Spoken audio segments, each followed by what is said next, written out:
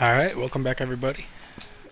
Loose iron. So last stream, I ended by doing the log farm. I forgot to save because I had my autosave turned off just in case I messed something up. And then I messed up by forgetting to save. So I had to redo the tree thing. I added a couple more reapers just to make it faster. Um, so just as a recap, you can like plant trees and then you can make a log farm. You just have to heal the tree so that way these Reapers don't act like they only do 2 damage every hit, which isn't very much. But you need to heal the tree before it dies. So that's why the green monos are right here. The green monos are like powering like 5 different things right now. So this thing dying heals in a radius, like a big green circle. So this bear won't die on the generator. Something's gonna go in the livestock farm soon, so it'll heal that. You can put breeders around it so the ones on the breeder machine won't die. Because see how they're taking damage? When that green mono dies, it heals these guys. So the fox and the Kevin guy won't die. And Kevin is producing iron for me. So that way I have an iron farm going. See? Now he does drop other things. So I have a bunch of leather as well, eggs and talons. Which the talons aren't really useful for me right now because they only make a few items, like swords and low level stuff, so I don't really worry about that. But just having extra like leather and stuff around is nice. Plus, every once in a while they poop for you, so feces is important for something later on in the game. But yeah, so the green monos are like one of the most important monsters in the game, just because they can heal other things. Let me go ahead and pull up chat just in case. Oops.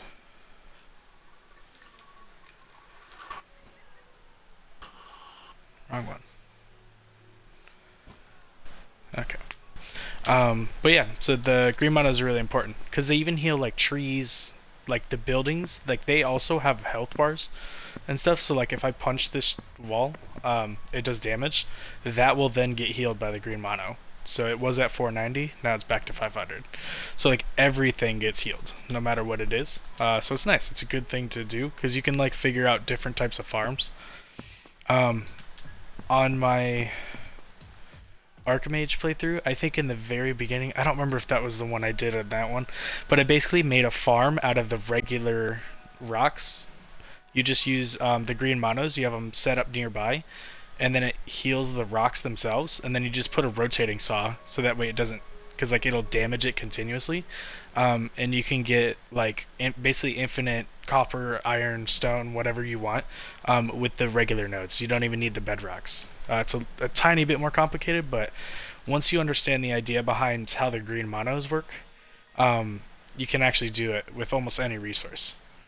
I tried to do it on bauxite in the caves, but it didn't work.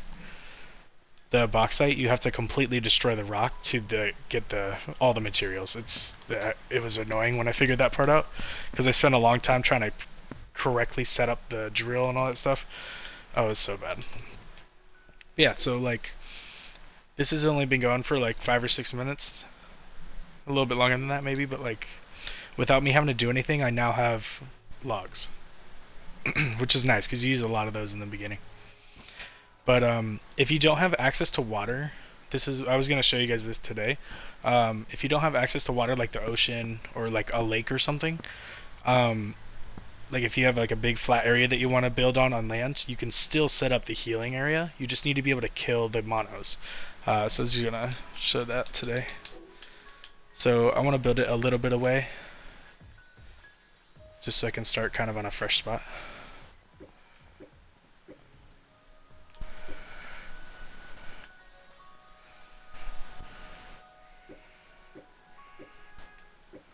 Alright, this should be good.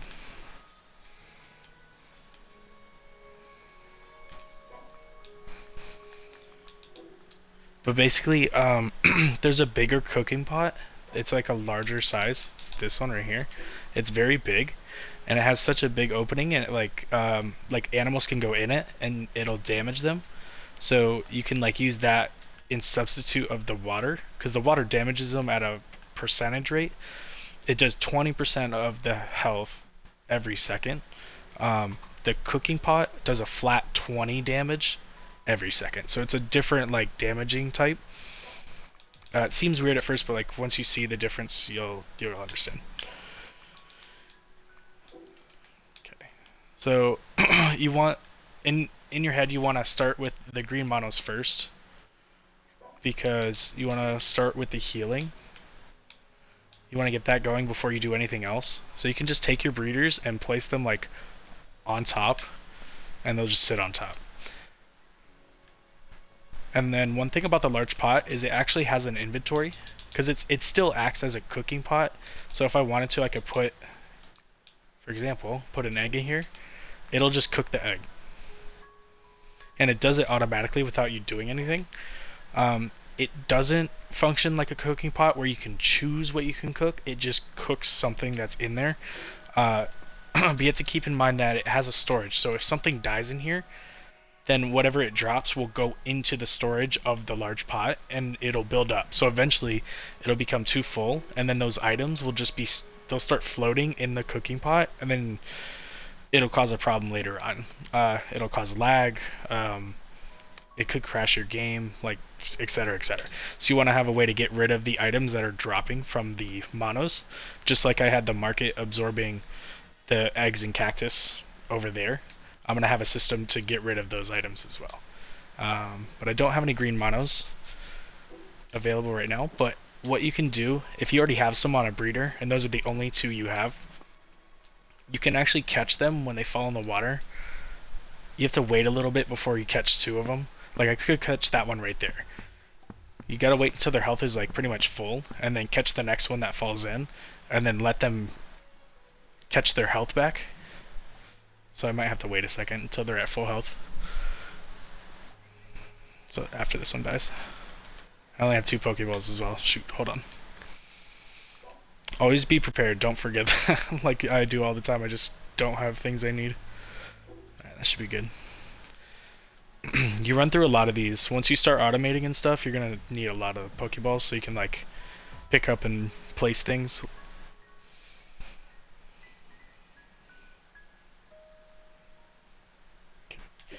That should be good for what I need.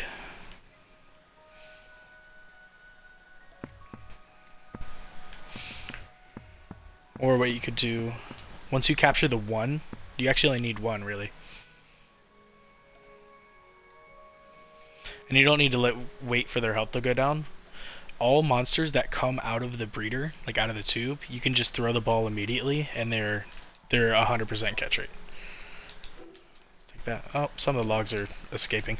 I think this wall that I placed is like forcing them out. So let me pick up the stone wall. And that should help that. Okay.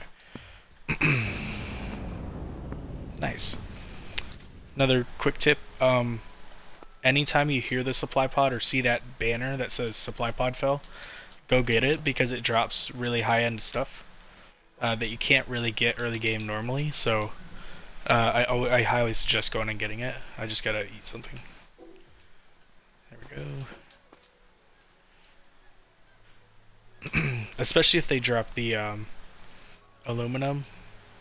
Technically it's spelled aluminium, but just say aluminum.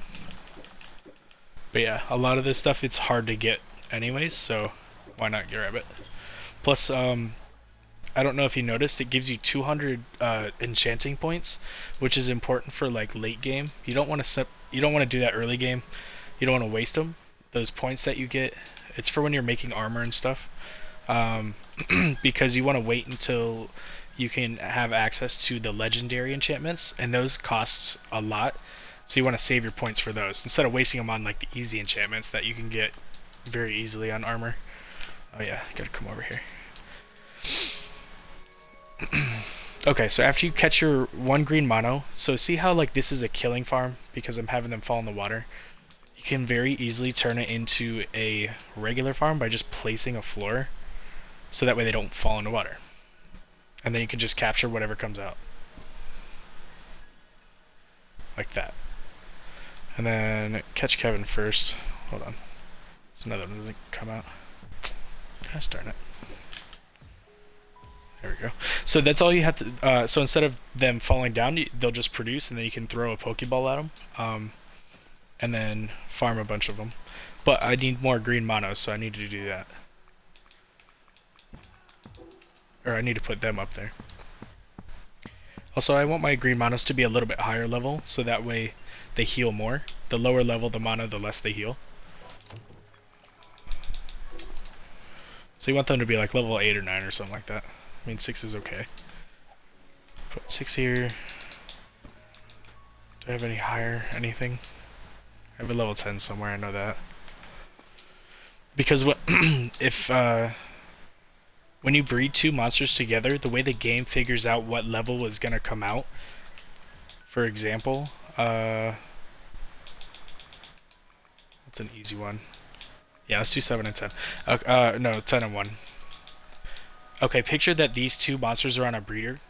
It's gonna take the level 10 and then the level 1 and put them together, so level 11, and then it splits that in half, so like 5.5, it rounds up, so level 6, and then it could subtract up to 5 levels. So you have kind of a range, so it could be anything from like a level 1 to like a level 5 or so. But most of the time, like 80% of the time, it takes away 5 levels. So you're always going to think like it's going to lower the level. So when I'm trying to make something like if I'm breeding with this level 6 green mono, I want to put something over here that's going to be like a level 10, a little bit higher, so that way the average is, put those two numbers together is 16, divide that by 2 is 8, and then the game could subtract up to 5 levels, so anything from a level 3 to like 8 could pop out. But it's most likely going to be a level 3 because the game doesn't like you. Alright, there's a level 4. And you just capture them. I forgot to place the floor, but that's fine. And this is how you can breed a lot of things. So instead of going back out to another island and capturing them in the wild, you can just breed more of them. There's slightly lower level, but if I had a much higher level monster, like a level 20 or 30, I could produce a bunch of level like 10 or something, or higher monos. But that's how you do that. Ah, shit. But yeah, once you have a few, you can just capture the ones that are up here, and you're good. Sick. I also need to breed a bunch of merchants, so I should just leave this how it is.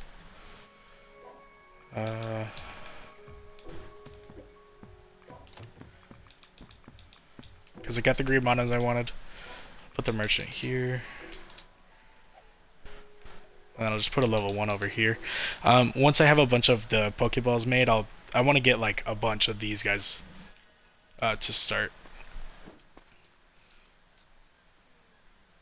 Okay, but now that I have what I need.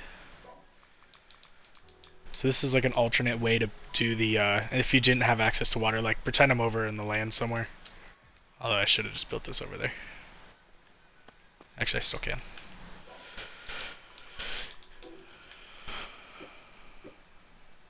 This item I'm using, the retrieval rod, is really useful for grabbing stuff quickly.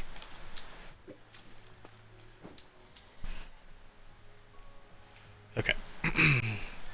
So say I built my base like on a bigger island and there wasn't much water around and you liked like a certain spot, you can still do the healing area. Actually up here would probably be really good.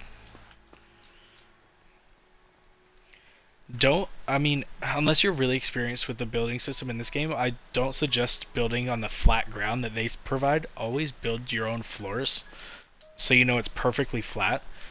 Because the items you place, like this cooking pot, if I place it on the ground like this, it has its own natural slope, so it actually wouldn't be flat. So, I don't know, well this spot might actually be super flat, but like, it'll actually like tip. So say if you place it on really oh my god, it doesn't do it anymore? Oh, it used to fall. Okay, but either way, just use floors. It's a guaranteed way to make sure everything's flat. I see a lot of people just placing it right on the ground, like for their automations. And then things are just shooting off at weird angles and stuff. I always end up just doing something like this. And if you don't like how this looks, you can just place walls underneath to make it look like it's actually sitting on a foundation. You can actually keep going down so that corner is actually covered. It's a little tricky. Like that. So it actually looks like a platform. And then if you want to get fancy, use like a roof or something as like the walking up. Or you can just use a regular slanted floor. And then you can even turn this into like a walkway up.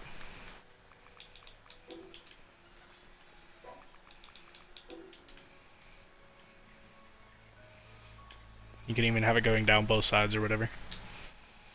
But yeah, so it's like any building game. You're only restricted by how uh, imaginative you can be with the building materials, I guess.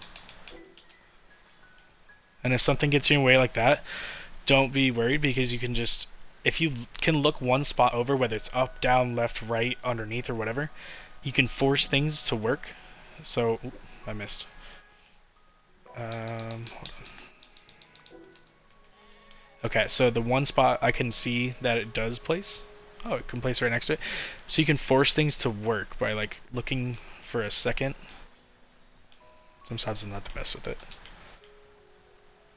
I mean, I could just break the rock, but you could also do that. There we go. And then if you really don't like how this is all open, another simple fix. If I had more walls, I could do more. And then they have like slanted triangle walls in the furniture workbench that you could like fill the gaps in, so this looks like an actual built-in staircase. And then do the same thing like here, put walls going down, the triangle walls all the way down, and it would look like a really nice area, instead of it just being a floating platform. But back to what it's actually doing.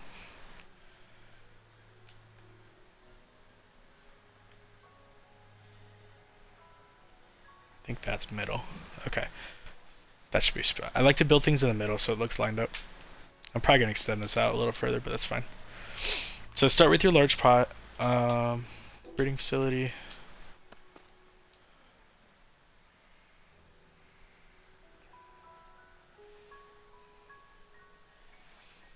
A little further back.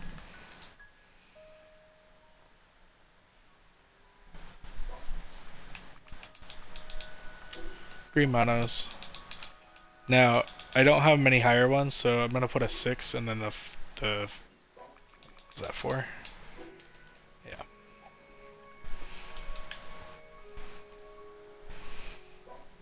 Okay. They're most likely going to come out as like level 1s or 2s. Because 6 plus 4 is 10, divided by 2 is 5. The game can take away up to 5 levels, so it's anywhere from 1 to 5. Yeah, 1. And it takes 20 damage. Oh, they only heal 10? Damn. I might have to go get higher level monos.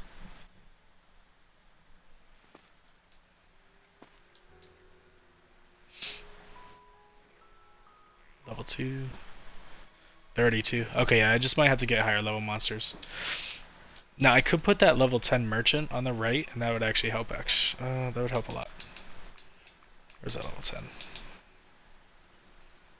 7, 6, 13, divided by 2 is 6. It'd still be level 1s and 5s. Okay, I need to get that level 10 merchant I have. So it'd be 10 and 6. Because you don't have to breed the same monster together. So you could have a green. It only matters what's on the left side. That's what gets reproduced. The numbers together is what you have to figure out. So you can have, like, I have a level 10 merchant somewhere. I forget where he's at. I can go put him. Of course, he's right there. Don't I have a level 1 as well?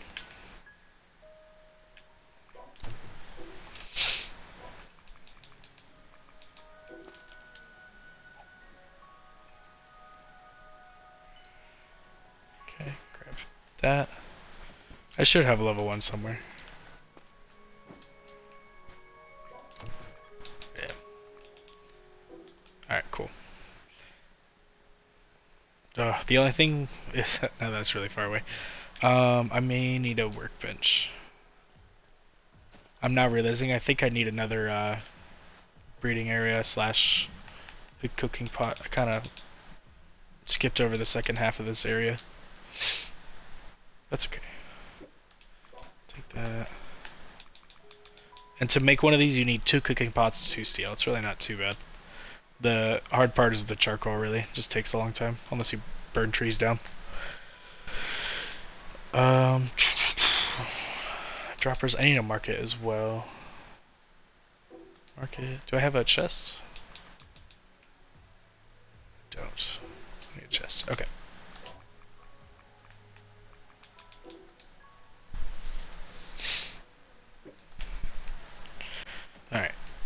anytime you get like a piece of building material or like a chest that has enchantments on it, you can just completely wipe them because they don't take effect. Like they're kind of useless at having enchantments. So I always use multi-select, highlight all my building materials and stuff. I just wash away the enchantments. That way everything in this category stacks correct, like nicely, because like these used to have, one of them had enchantments, one of them didn't. So if I want to put it on my hotbar, it would only put one of them because they're technically separate items. So if you completely wash the enchantments away, then they're considered the same item because they both have 0 enchantments, and then they'll both be able to be on your hotbar. Just stuff like that kind of makes it easier. It's like if you make a bunch of like stone walls that are regular, and then a bunch of stone walls that do have enchantments, and a bunch of other ones, and you're trying to build a big house, you'd have to constantly be putting the other types of walls back onto your hotbar every time one type ran out. So you'd want to wash those all, and then you'd have one big group, and you would just put them all in your hotbar. Okay, see how that green mono's not healing enough? Because the level 1's only healing for like 10 health. He would eventually die, so you want to make sure that the green monos are high enough level so they heal themselves. Where's this level 10? I'm also almost out of Pokeballs, so I gotta catch this guy right now. There we go. And they're called something else. I just call them Pokeballs because they function exactly like them. Ah, shoot. He might still die. And I'm out of... Oh, no, I'm not. Yeah, he would have died. Oh, shoot. Never mind. That's okay. As soon as you catch him, they get their health completely back, so you can just throw them right back out. So you should be fine now. So with the math on this one, 10 plus 6 is 16, divided by 2 is 8. Even if it takes away 5 levels every time, they'll still be level 3 at least. So I'm good. So, because they're healing 93 now for a level 5, so that's not bad. But see how it's cooking stuff? It's cooking the eggs and the cactus that are dropping from the green monos. Which is fine, like that doesn't matter. The only problem that does matter is that it'll slowly build up. It'll take a long time, but eventually it will be completely too full. These 4 slots will be completely filled. And then they'll just start piling up inside the pot. So that's not a good thing. So what you can do is take your dropper. You want to do more than one because the dropper is very slow. Now, this part I'm just going to put off to the side because this is going to get absorbed by a market. So I actually want to place some walls first so they don't fly off. Let me craft. Because I don't really need cactus or cooked eggs, I have better food. So those are kind of worthless to me. So instead of them just being thrown away, I'd rather them be absorbed into a market so that at least I'm getting a tiny bit of passive money income. I mean, money never hurts. So I'd rather it go into a market than be wasted. Now this part, as long as I can place it here, shoot, might be too close.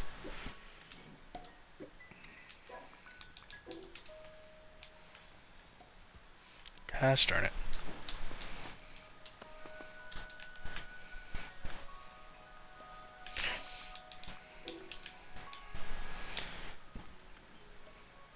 Now you can get it pretty much almost touching it.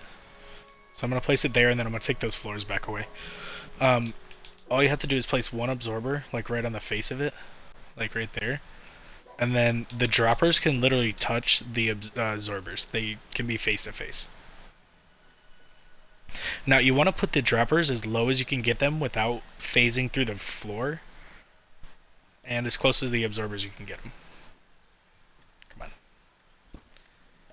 That way, although I could have just put the absorbers on a second. You know what, that's fine. I'm going to put 3 because then they'll drop more items quicker. Because this will build up if there's only 1. So I'm going to take everything out. And you can see, you can test it. So like every time a mono dies, he at least drops an egg. Sometimes he drops an egg and a cactus. So actually 2 droppers might be okay. So as soon as he dies, yeah, there's nothing in there. It immediately drops it, goes right into the market. So it dropped an egg. That's it. That's all you have to do. Or at least for the market part. Now, usually I like to put walls in here. Like I'll wall it off so that way the stuff can't escape. Sometimes it does fuck with the market a little bit. So you can do what, I mean, you can pretty much do whatever you want past that point. These, I just don't like them sticking out, so I'm gonna grab those.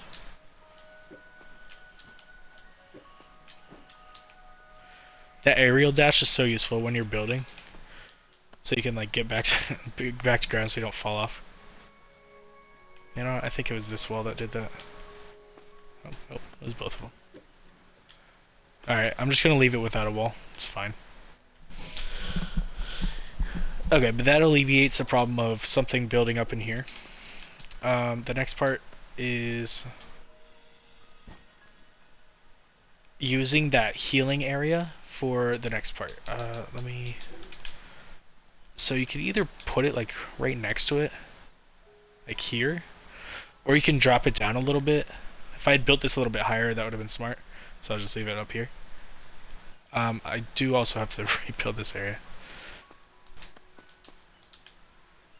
Damn, why did I build two? I already had two. Shoot, and I don't have another breather. Need a workbench.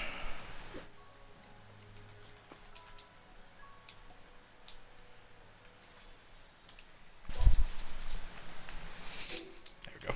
Thank God I had the things on me I needed.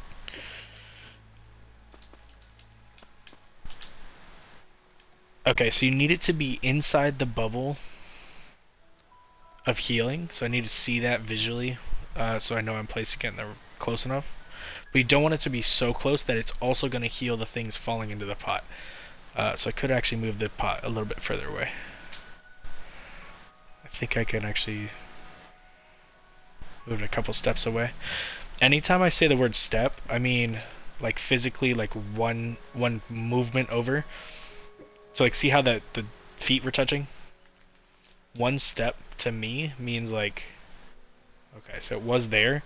One step is, come on, that, like one click over. So it could probably be at least like 2 steps away because the healing reached pretty far. Let's gotta see it again.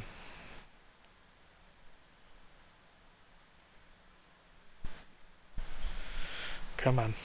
Okay. I think 1 step more, and I might... The only problem is, like, because it is a circle, like the healing is a circle, if you place the breeder a little bit too far away, like, when it's in this position, sometimes they don't get healed because they're a tiny bit too far away. Like when the monster's actually sitting here, the radius might miss them by like a ½ inch or some shit like that. So sometimes they won't get healed, and that's not good because then the cycle won't heal them enough, and they'll slowly die over time.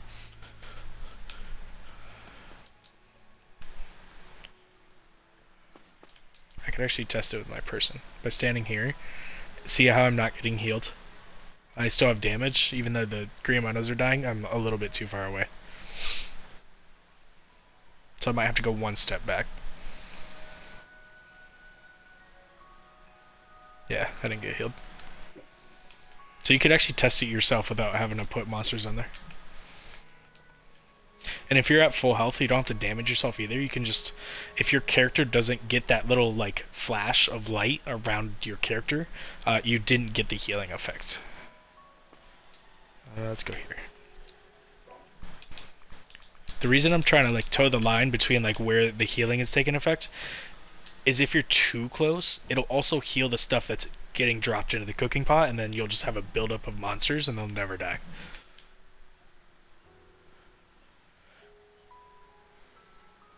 Right there. Oh, I still didn't get it. So I may need to even move it back to where I originally was. So that's another part of this game, is all trial and error, figuring things out, finding out the correct spots, all that crap. It's a little frustrating sometimes, but it's worth it. See, I'm also in the air, so because it's like a bubble of healing, I may be just out of like the radius of it. You know, going up and down, not left and right. It's hard to explain, like 3D models on a game. But think of the healing as like literally like a Christmas ball or some shit. If you're just barely outside of it, it's not gonna get you.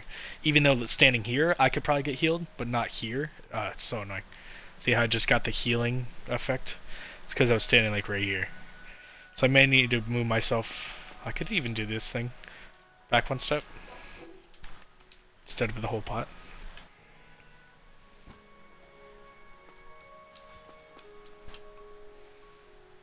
I think that's centered. Yep. Okay.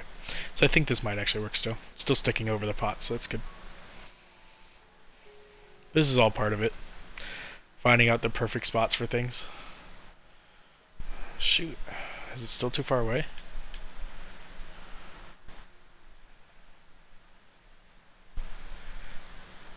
Come on. I don't know. I might still be a tad too far away.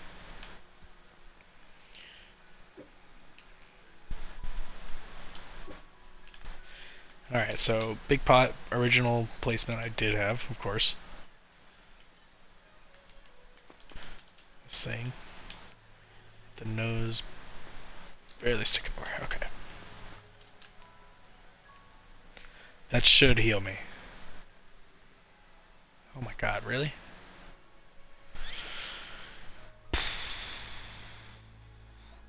Oh, you know what? Here, I have an easy fix.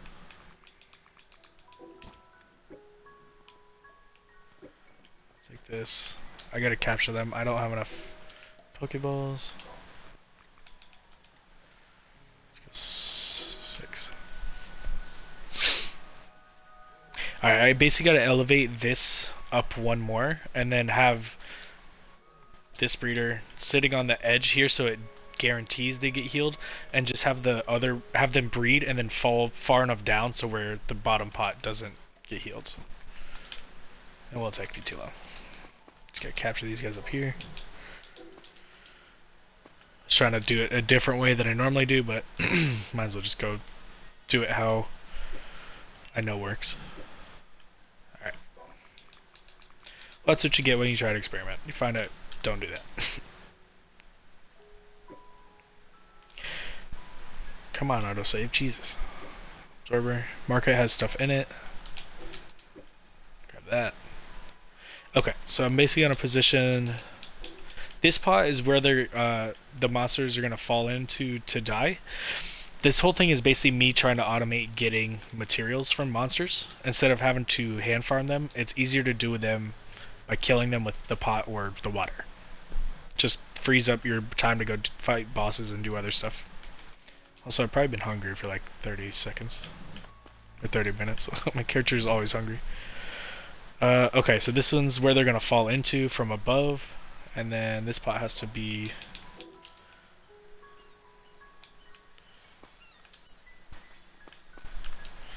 like up here.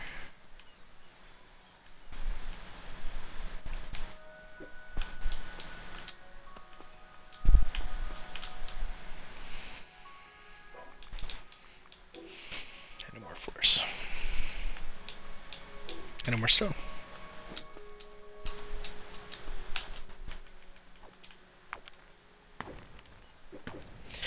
I mean, there's also ways to make stone farms.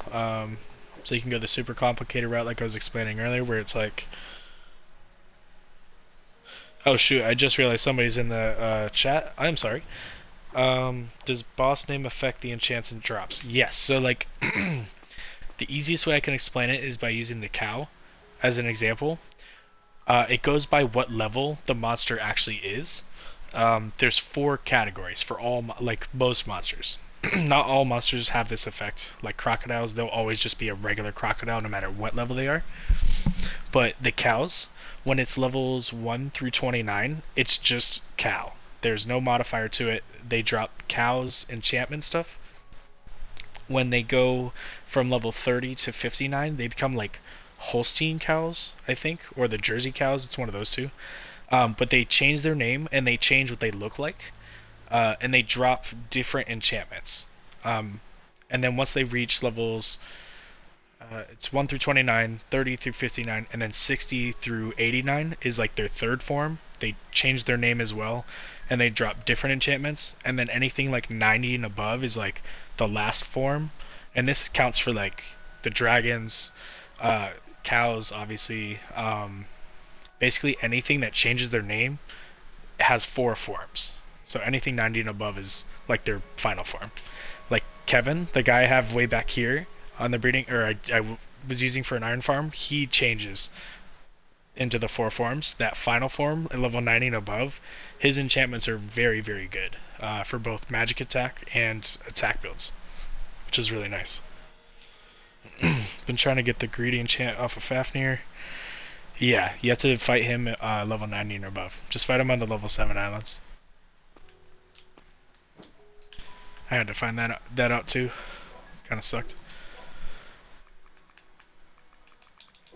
Okay, floors. But yeah, I'm basically just trying to do like showing people different ways you can do automations and stuff like that. Because it's hard for like newer players to grasp like the concepts of like how you can work with the different machines. There we go. So this one, I need to put this almost like over the edge, but in the middle.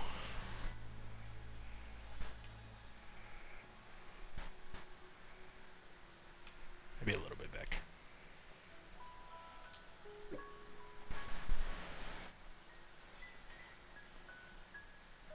That's good. Okay.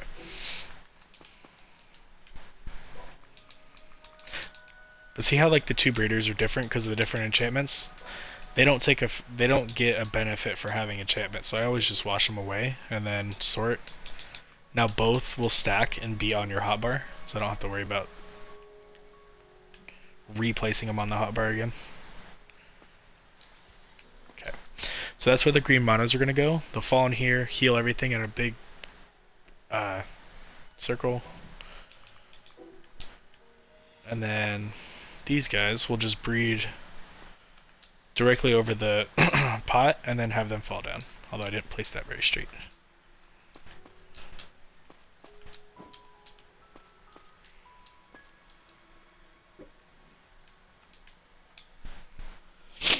Helps me and my friends get for info on this game. Oh yeah, dude, it's rough. I've spent like I started playing this game. Oh, these aren't even lined up. I'm an idiot. A couple years ago, like when it first came on Game Pass. And same thing. I ended up like finding the Japanese, like the official Japanese wiki. You just have to like Google translate it to English. A lot of my information came from there. There's a couple YouTubers I watch as well. There's a guy named Kaztech. It's spelled C-A-Z-T-E-C. He's not on this game anymore, but he like his whole channel used to be this game. I learned a lot of stuff from him as well. Okay, so line up. Just make sure. Right there. I just like things to be lined up. Looks nicer. Okay.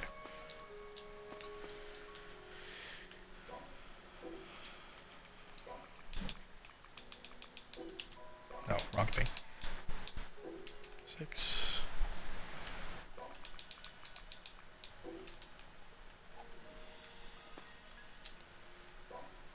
And then now this is where you place whatever you want to farm. I mean, you know this, but just in case anybody else doesn't. Gosh darn it. You know what?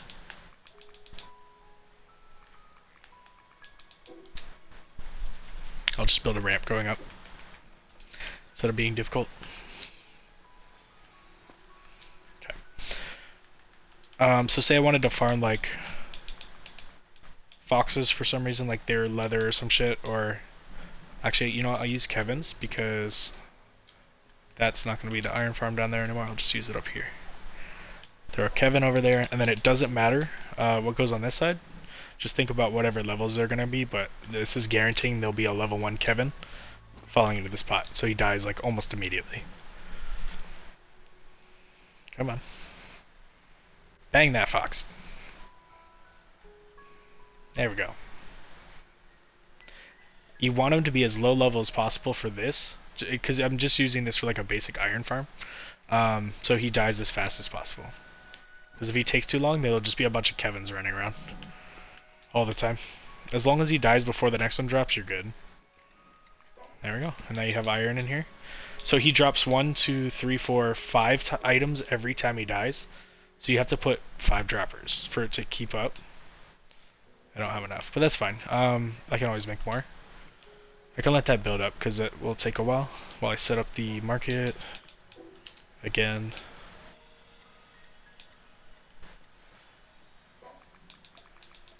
Actually, probably could have placed it a lot closer. Yeah, let's do that side.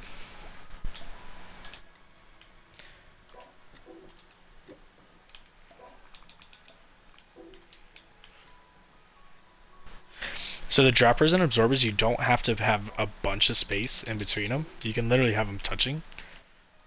A lot of people in the beginning, and me included, all my automations started like super spaced out because I was like, oh, it shoots it like 2 squares away.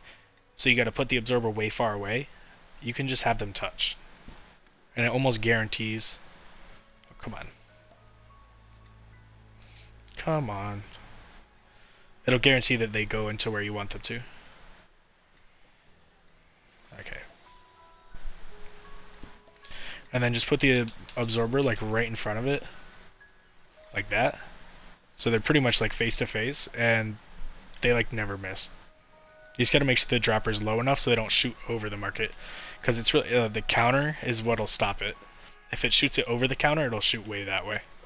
I mean, I could just put a wall back here, but whatever. Alright, so that problem solved. Take those. And then now I gotta put a bunch of droppers on here. But see how it's like not collecting everything? You gotta make sure that things are getting dropped out of the pot, or else it'll just get filled up and then mess up everything. So let me go ahead and do droppers. I can only do, I'm out of iron. Oops. Do I have a furnace? I don't.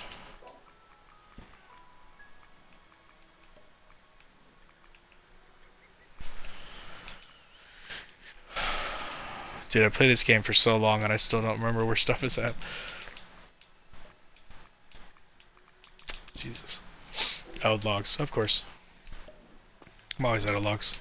I had to build a log farm earlier. Kaz to go. Oh yeah, Sam. I'm in Kaz's Discord.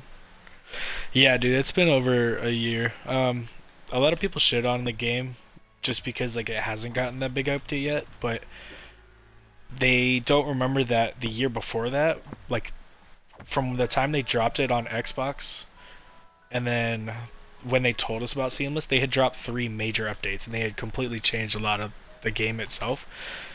But they said that they wanted to basically do all their like smaller updates just all together instead of like giving us like tiny updates all the time. They're like, let's just do it all together in one bigger one and make the game better all at once. And some people are just like super impatient about that. So a lot of people on the Discord, like the main one, they're just like shitting on the game. They're like, this game sucks. Like, fuck you guys. And it's like, bro, it's like a small team of people who are like super dedicated and they want to make it right. I'm like, I can't blame them. The game is so good already. I'm like, just give them time. Shit, what was I making? Furnace. Let's just do 2. Thanks for the iron, sir.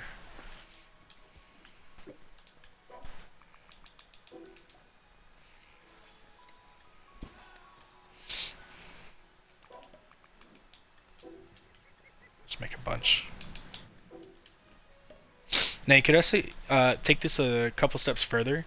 Have all the items drop out of here, like out of the cooking pot, into a chest, and then from the chest have craft connectors going to the furnaces, and then just automate making the iron, and then have droppers on the furnace going back to the chest with absorbers on them, and basically have one chest have everything in it, like iron ingots, all that shit, like everything that he's dropping. So that way, anytime you need like iron ingots, you can just come over to a chest, grab it, and go. That should be enough.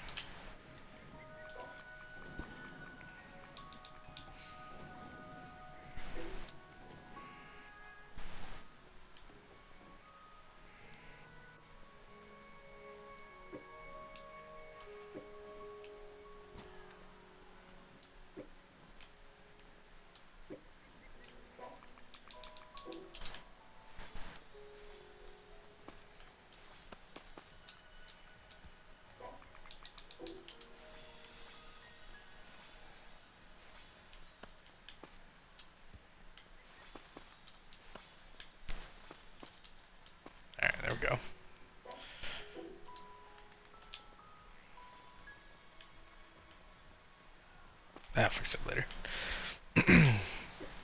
But so that way you don't have to keep creating all this crap. You can just put some droppers on the side. See how these are all stacked stupidly because they're all different enchantments? Just get rid of this. Click your sort button. Good to go. Alright, this I actually kind of want to face this way. So that way the chest... We'll put 6 on there. Sometimes I drop 6. Now, you could either put a wall here to like stop them, or you can just put chest, get it close, like here. Here's another trick for you. Throw the absorber on there. I like to center everything, so I kind of... There we go. And then take a wall.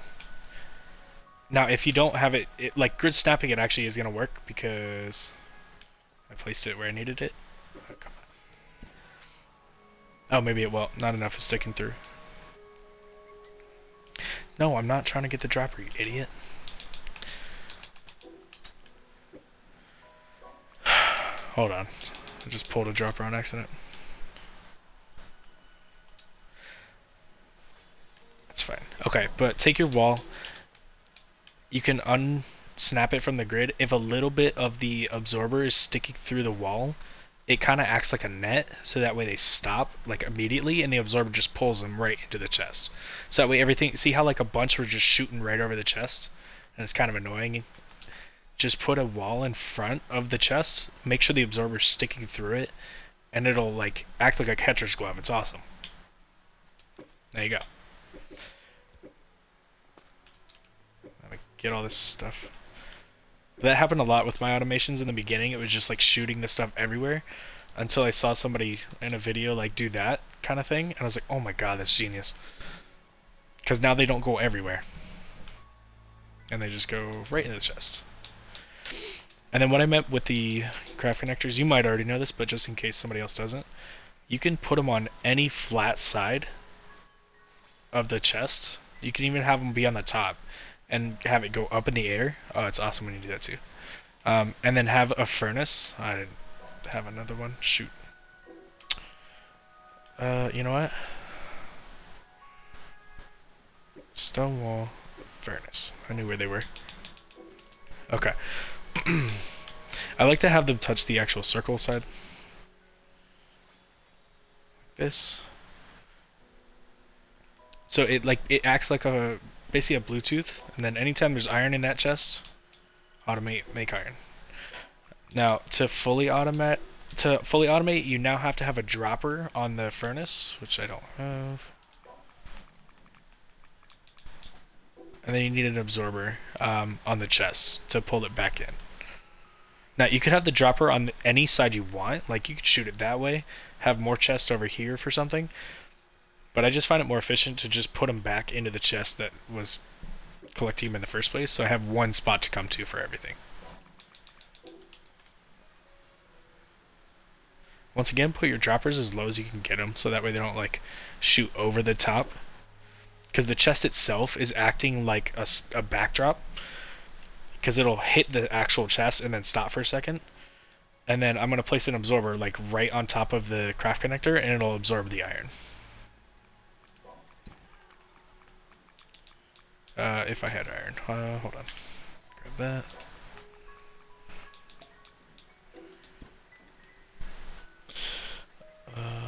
It sucks to wait, but I have high hopes for the update. They released a big blog. Yeah, I read that. It was good. Like how all the goblins and stuff are going to be different, and dungeons and all this new types of terrain and stuff. Yeah, building is a fucking pain sometimes. But, like any good building game, that's part of it. Like, you don't get better unless you struggle, you know? Because like when you struggle, and then you find ways to do things, that's how you become like really good at shit. Like same thing with Ark. I fucking sucked with the building at Ark, like really bad, until I started like just watching videos and like figuring things out and just forcing myself to get good. And then I would see somebody's video and I'm like, I'm trash. Yeah, so this is how you can, and the craft connector works through the absorbers and stuff, so you don't have to worry about it messing that up. And now this will forever make me iron.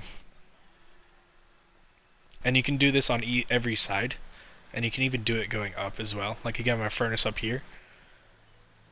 I can actually do that for. Oh, let's grab that.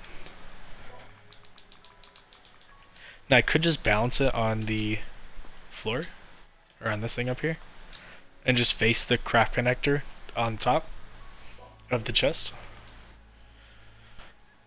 Wow, that was dumb. Or I could just try not to do that.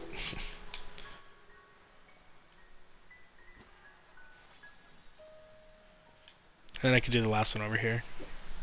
But I'm just going to do two because it's going to get really cluttered really fast. So I'm going to pull that one back.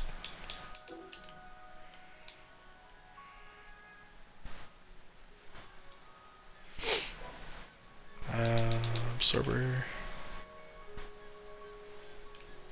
So one more dropper.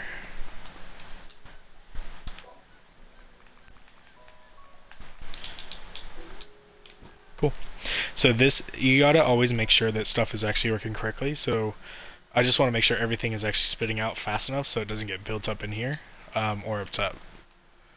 And then, because that could potentially cause problems later on, especially for Xbox, which I'm playing on. See now how they're like kind of shooting? It's because the dropper's a little bit too high.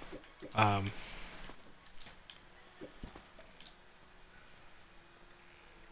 let me pull that to. Sometimes you have to get rid of the stuff around it to make it a little easier to see. If you need to make minute adjustments, crouching helps a lot when you're trying to place things. Now you could also make this a lot fucking easier on yourself if you just did this. You can still do the wall trick.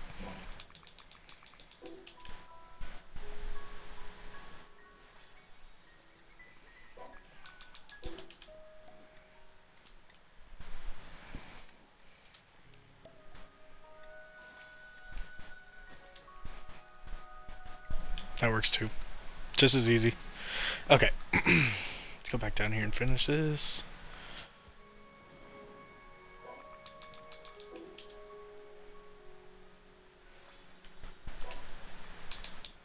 Always make sure that little infinity symbol is clicked so it like does it forever. I mean, you could just have it do a certain amount that you needed, but infinity is better. Okay, put that there.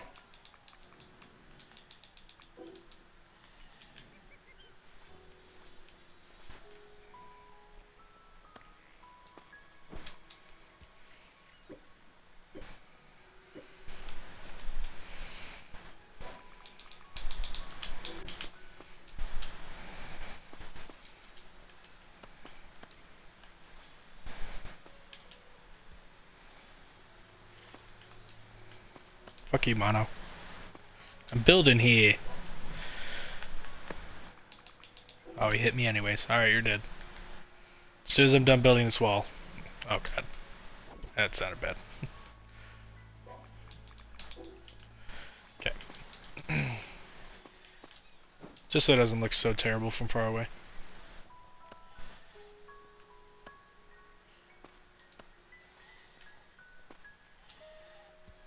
This is basically how I used to build my stuff in Ark too. Oh, here's another. In case you didn't see this earlier, if you ever get like a part where you can't place, just look to a spot anywhere next to it, like left, right, up, down. As long as you can get the blue, you can force it into this spot. So you can just kind of quickly. I'm trying to press the placement button as I look, and if you time it right, you'll be able to place things. There we go. Sick. Now I could just make this all like one big tower and stuff, but I think I'll leave it open so you can see how it works. Yeah, not too bad. Billing true. 07 or hello. I don't know what that means. Hello, by the way. Let me get the floor here. Cool. Alright, so this is just an example of like an iron farm. You could also turn this into basically anything you want. Like if you needed ivory, you could put an elephant up here, have him fall into the pot. The only drawback to using this cooking pot method is you're kind of stuck with the low level monsters because it only damages 20 damage every tick and not 20% damage. So if these Kevins were any higher levels, they wouldn't die fast enough, and this wouldn't work very well.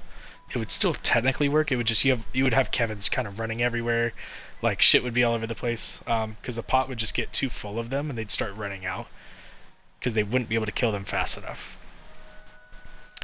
But you're kind of stuck with the low level stuff. If you want to farm like higher level monsters, like I was talking about, like the level 90 Kevins and above, they drop really good enchanted iron. You would have to be over water because that does 20% health damage. So it would kill them just as fast as a level 1 as a level 90.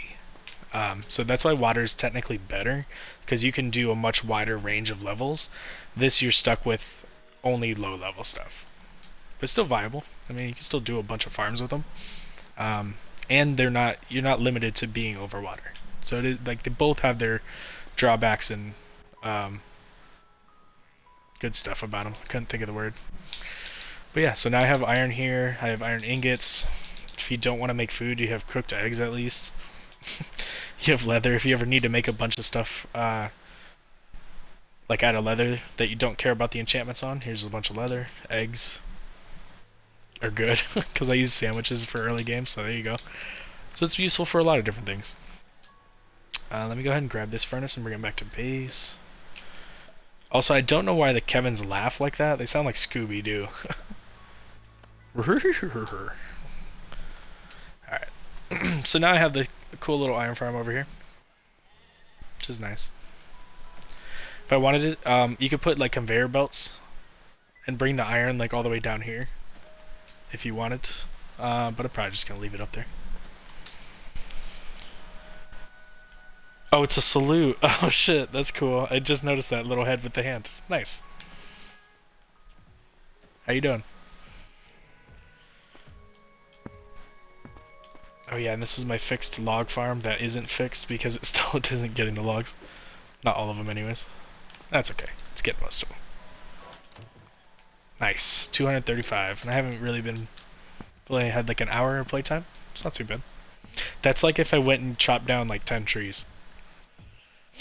Which is nice. I hate chopping trees down. It's boring. Okay, I said I needed merchants, so let's go ahead and breed up a bunch of these guys. So, as long as the left side has the merchant, doesn't matter what's on the other side. I don't really care about what level they are, because for the merchants themselves, it only matters what island level they're existing on. That's what determines what they sell, or what loot table they can pull from.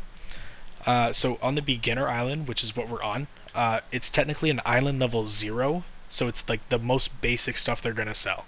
And I didn't check to see how many Pokeballs I had, so let's stop this for a sec before I get overrun with merchants. But on island level 0s, this is the only level 0 island you're ever gonna have. So you kind of have a weird access to like stuff that's easy to get, but it's also very useful. If you need a bunch of life potions because you're getting hurt all the time, you can buy a 100 stack for 18,000 gold, which is like no money at all. You could buy yourself a semi-okay sword, but the really important stuff is that they sell things in stacks of 100 for materials and food. So if you didn't want to have to hustle and get yourself a bunch of food, you can just buy food from these guys. You can also buy a bunch of silver, iron, stone. It's super useful early game. And sometimes you get lucky and find like a sword with a pretty decent enchantment, like plus attack or something. So it's helpful. Probably buy that silver. It's a pain trying to get a bunch of that. Yeah, like this. Leather with 3 enchantments on it. Although the healer part really won't help because it's only for consumables. The freezing gives you magic attack and mana, and then Anubis gives you plus 10 attack, plus 10 magic attack, plus 10 life, plus mana, all kinds of shit. So this would actually be pretty useful to make into either a weapon, one of the hats, one of the many hats you can make, something like that. But like you can use it to try to get multiple enchantments on a piece of armor. So the merchants are really useful throughout the game. So I try to make a bunch of them. Let's grab this guy. But I need more of these Pokeballs before I start this process. Probably need more sand. Yep. And you're making me want to do another Craftopia stream. Oh, do it, please. Like that's literally the reason why I started streaming, was to try to get people more interested and like show people techniques, so it wouldn't be like a lot of newer play. Like unless I'm a little weird where like if I play a game, I get super obsessed and like learn as much as I can about it. So like I was able to get past the learning curve a little better than most. A lot of newer players get stuck in the very beginning and they're like, "Oh, this game is dumb. I don't want to play it anymore," because they don't realize like what they're supposed to be doing. So like that's the whole reason I even started streaming, was just to show people how I figured out certain things. And like you could go from like just building on the side of this beach here to having an actual functioning base with multiple automations. So I'm glad. You should definitely do more streams. Okay, so I have 3. Do I need... Oh, I need sand. I think I might have to go get it. Yeah. Okay, that's fine.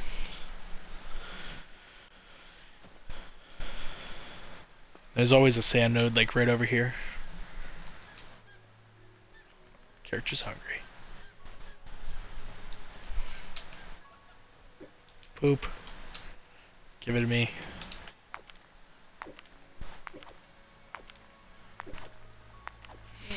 On my normal playthroughs, I just immediately make 70 merchants, so that way you can have 10 on each island levels 1 through 7, and then I just have like 1 or 2 on my level 0 island, because you only buy like silver and iron from them, so you don't need too many.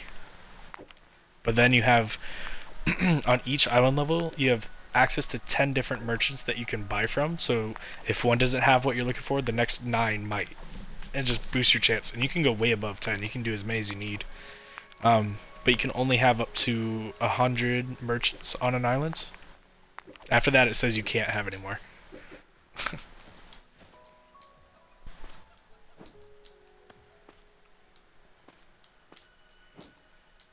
Ah, shit, out of stamina. Come on. There's a skill for faster swimming as well, but I never take it. Okay, 18. I need more than that. They also sell another trick. Instead of me having to buy or make a bunch of the Pokeballs, you can just make like 5 or 6 merchants, and then go to an island level 3 through 5, or maybe it's only 3 and 4. They sell Pokeballs in stacks of 100 for pretty cheap, so you can just start buying them instead of making them. So I might actually just do that really quick. And their inventories change whenever you capture one. Like say I actually have an area made already for where I was gonna put these guys. Say I put one out. If I talk to them and then I go over here and I throw another one out, it's supposed to change all their inventories. I'm pretty sure. And then every time you change islands, it changes all their inventories. So you can like quickly like change islands and come back and have a fresh set of new inventories to look through, which is super nice. Okay, merchants. The reason I just use them all as level 1s, so that way they all stack in my inventory as one square instead of having like 20 here, 10 here, 15 here, because they all stack by the level they are. So like this is a green mountain level 4, there's 2 of them, and then this is level 3, so they take up more space. So I try to get them all level 1, so I don't have to waste inventory. Shit. And then obviously you don't have to damage them. They'll just 100% guarantee be caught. Okay, space. Now you can just let them get sucked into the chest. Once I get a bunch of them, I'll just go off and start the process. I won't do all... I don't even have all the islands open yet, so I can only do this a little bit. I love the game, even though I'm a noob. It was cool when you stopped in and gave me pointers a while back. Games to play. Oh, I know. Oh yeah, and like, I love. Oh, level 2, really? Oh, because of level 7. No, whoops. I love helping people in this game. Like, anytime I can stop in and help newer players and stuff, I love that. That's literally who most of my followers are. They're just people I've helped in this game.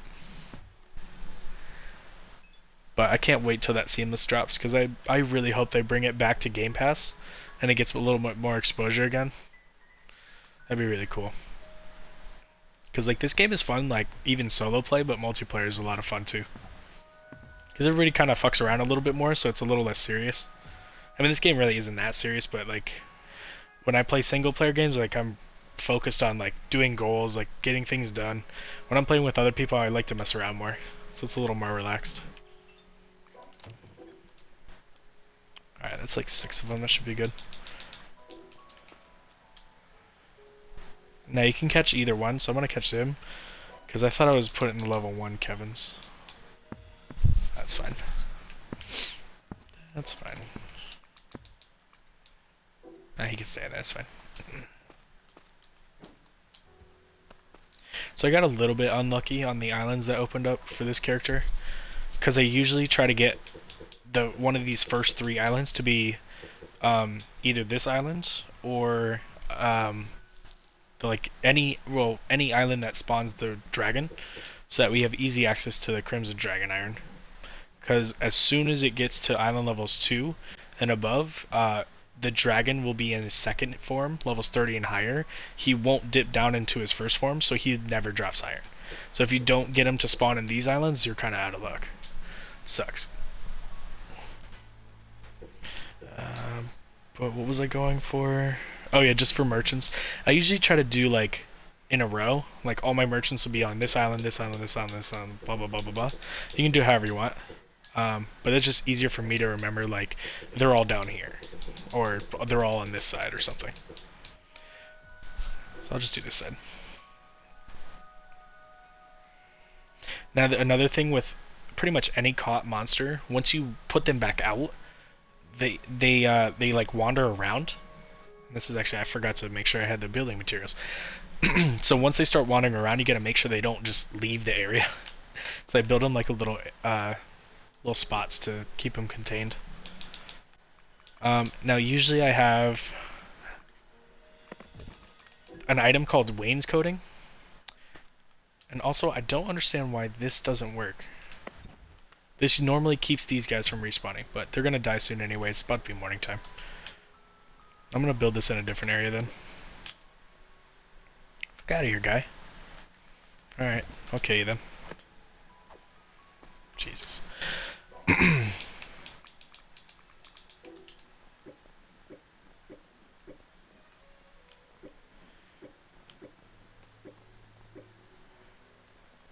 build it up here.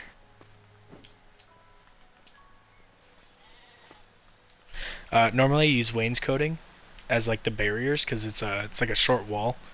It keeps them contained, and then it makes it easier to jump into and travel around this little area. But because I didn't think about it, I'll just do the free placing. So instead of snapping to the grid, so like it won't let me go halfway, you can just free place and just make your own like little walls.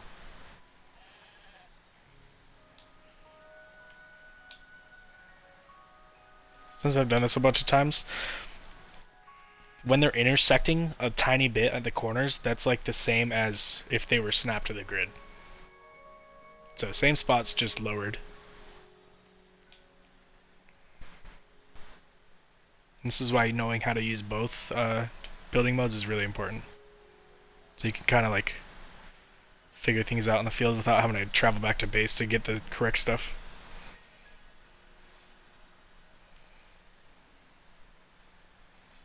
Shit, too high. I mean, it doesn't actually matter, but I like to make sure everything's like same height. I've seen some of those bases out there, I'm like, oh gosh. Ah, shit, a little too low. Oh no, that's right. But these walls will be high enough to where they won't be able to like get out. But also I can just very easily get in here. Out of stone walls.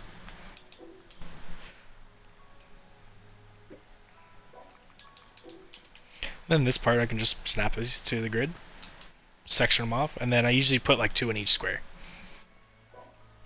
And they're reasonably protected. I don't think they'll be able to get hit by the werewolves or anything. So as long as I have one of these things down, they should be fine. Alright. You know, I'm gonna start with just 2 on each island because I'm limited to how many I have. But let's see what they're offering. 100 iron, yes. Silver, sure. I also have a bunch of money because I've been selling the peaches. There's many other ways to make money, but that's probably the earliest and easiest way. Just selling crops. They all sell for a lot, so it doesn't matter really which one you do. Alright, they didn't really offer anything. It's only island level 1 anyway, so they're not going to offer really good stuff. Let's put a ramp.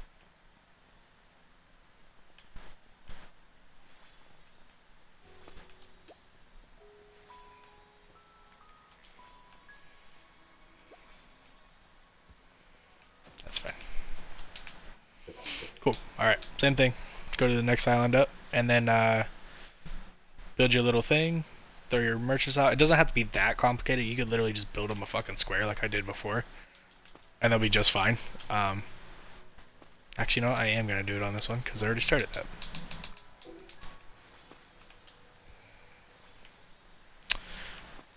Jerk. You can literally make a box and then have one of the walls lowered. That works too. It's all up to your imagination. Yeah, I want to buy something. Yeah, see? Ramen. Really good healing, 200 health, 50 mana, 60 hunger, and it raises your max stamina by 75. It's a lot. And the effect duration is 3 minutes, which is usually, that's 3 times longer than most food. Most food is usually like 30 or 60 seconds. So a 3-minute food is really good. So there you go. And that's on an island level 2. So you can imagine like islands level 6 and 7, they sell some ridiculous food. Sometimes you can get like equipment. That's not a really good one because the enchant sucks, but sometimes you get really lucky. Somebody sell me Pokeballs.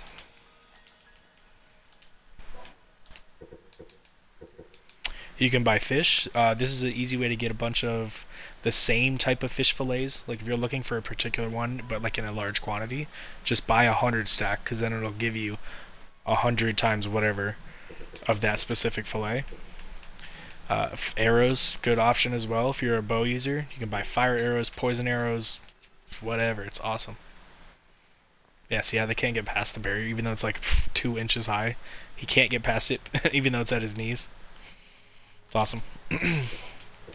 And then just keep going up island levels, and you're good. And then eventually you'll have a bunch of merchants on each island level, and you'll have access to literally everything they could sell without doing too much work.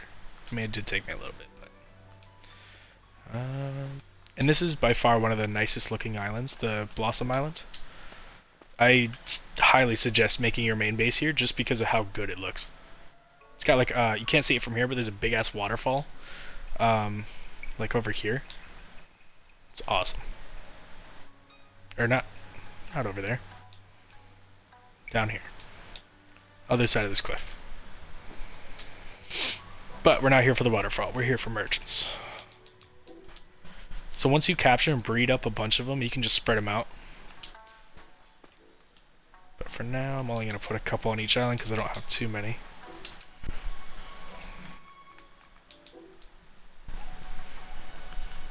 And then, welcome to the stream, anybody who's popping in. Feel free to say hey.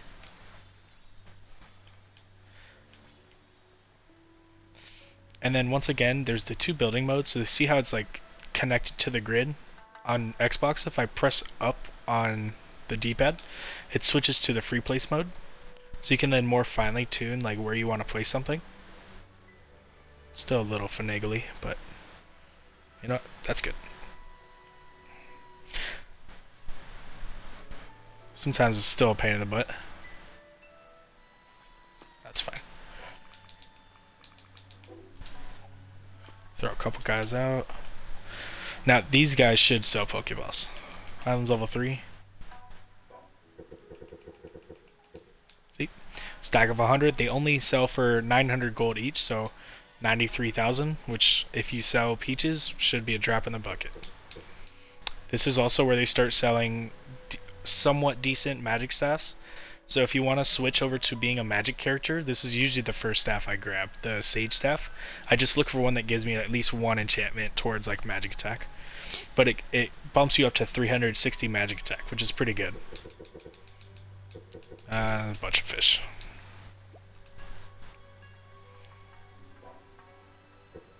Also, never buy these coins from them. They mark up the price by a lot, like times 3 or 4. So it's a waste to buy them. Pilaf, one of the better mid-game foods, gives you 450 health and then 175 mana. It's not bad. Horse Mass is really funny.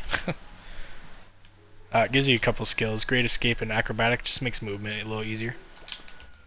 But the real main thing was the Pokeballs, so now I don't have to make those anymore. Let's head back to base.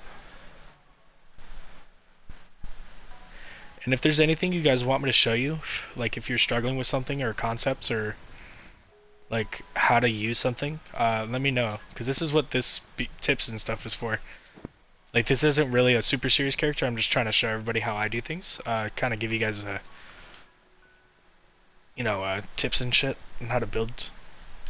So if you want me to show you something, let me know. This is a pretty crude base. I usually build this a lot better. A bunch of water. Oh yeah, I forgot I haven't set up automatic cups of water. So I usually just stack a bunch of wells, throw a dropper on each one, and they're good to go. They collect you buckets of water pretty quickly. But then if you need a bunch of cups of water for like that one mission or for like crafting or whatever, just put a couple craft connectors. Do I have any cooking pots? I do not. I need cooking pots. Hold on. And then you can craft connect to the cooking pot and just automatically make cups of water for yourself until you can like make that one item. It's called a water extractor. It just automatically makes cups of water for you, but that's like late game. Cooking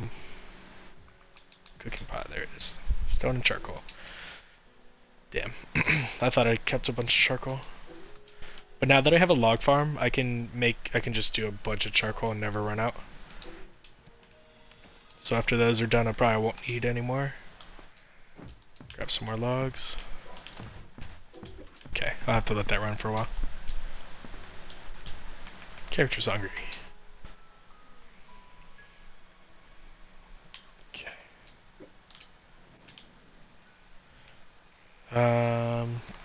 Probably could steal a cooking pot from up here really quick. Yeah, let's grab you. Oops. Okay. You can kind of get them pretty close. Now, if you want the dropper to line up perfectly straight with the chest, the cooking pot has some weird angles with the dropper, so you can... Hold on. Let me move that for a second. When you place it, you gotta know the golden circle. So see like how there's some arrows that are smaller than the bigger one? Whenever you place it, face that golden arrow away from the chest. So click it, like snap it to the grid, face the arrow away, and then rotate it twice. Now that dropper will face the chest directly.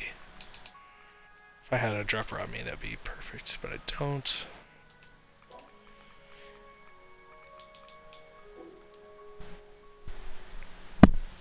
Oops.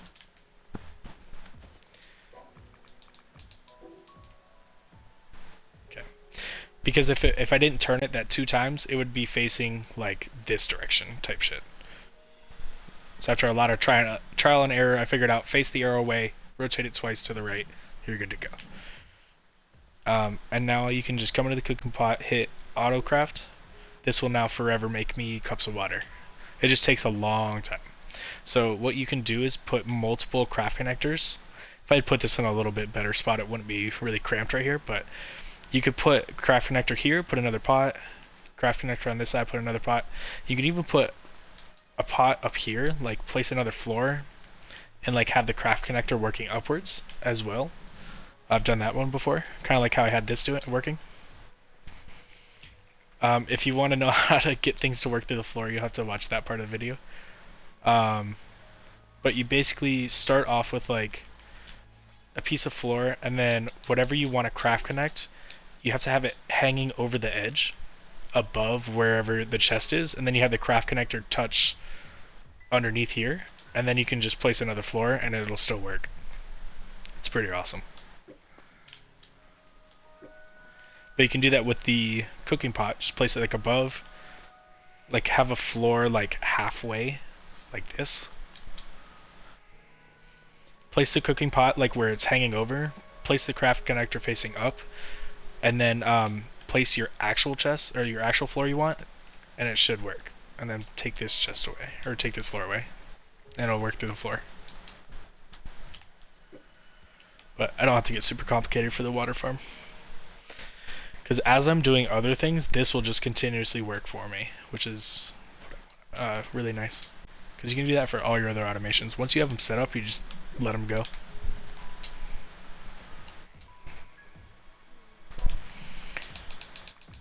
Okay, where is cooking pots? Stone. Oh my gosh, I need a stone farm.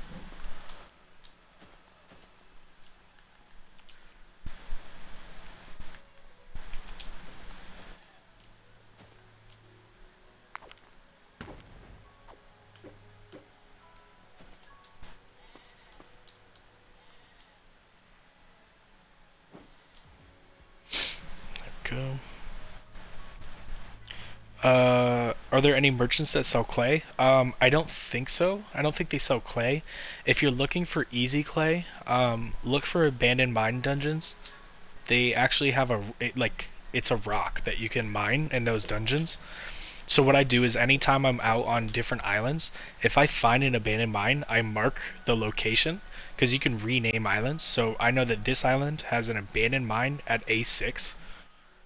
And so anytime I need to go get clay or or sulfur or like bauxite, if I haven't already cleared out all the materials out of that dungeon, I know one's there, so I can just go there. Now the dungeons change. Whenever you open a new island, it's a random chance what those dungeons on that island are gonna be.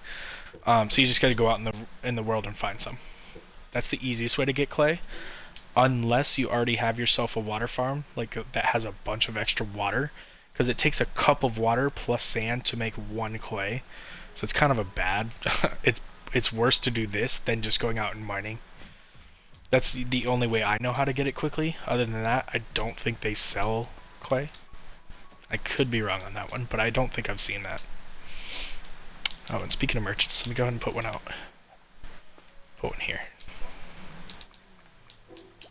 Oh, also, if you guys didn't see this earlier, you can catch Anubis, the regular one, from that floating thing up in the sky. Come on, get up here. He's on the platform up there. You can just go up, beat him up. He won't attack you back. He won't attack you. And then you can just capture him and then release him in your base, so you don't have to run all the way up there every single time you want to talk to him. And then you just trade him those slates of growth, which I don't have enough, but you give him 4 to increase one of these categories. It's pretty good. And every time you get a point in health, it's 50 points. 50 points in mana, and then stamina doesn't have a number attached to it, but it's about like, I don't know, a quarter of a stamina bar or something like that. It's close to that number. Alright, more logs. Stone. Oh yeah, I was making another cooking pot for more water. I had to buy a whiteboard. When I first started playing this game, I had to keep like notes and shit on what I was doing, so I didn't forget. So I bought like a whiteboard for this game specifically. And I had a bunch of notes on it, like make sure you do this and like check this and like research that. It's funny. Okay, cooking pot. Oh, and then I need absorbers as well. So I can get the water. So you just put them on the side. Now I didn't make sure that this was correctly placed, so anytime you place the cooking pot, snap it to the grid, because normally it won't be snapped to the grid. So anytime you equip it, it'll be in free place mode. Snap it to the grid so that way it's like locked into the square. Then face away the bigger arrow away from the chest. So wherever you want to place it, and then 2 rotations to the right. The dropper will now face directly. Well, I don't even have a dropper. It'll face directly at the workbench or at the chest.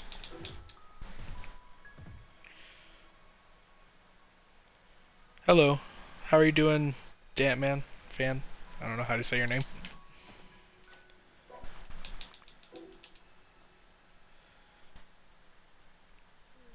And once again, droppers, just in general, try to place them lower, because the higher you place them up, the further they're going to shoot the item.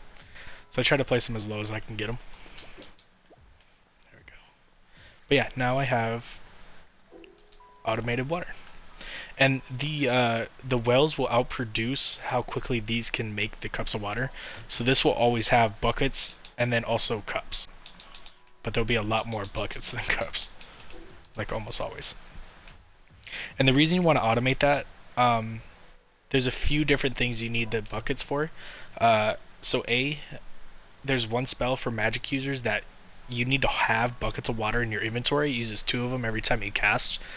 But that's the best spell in the game for magic users, so you definitely need that. And then the cups of water is for either making clay or doing the selling mission.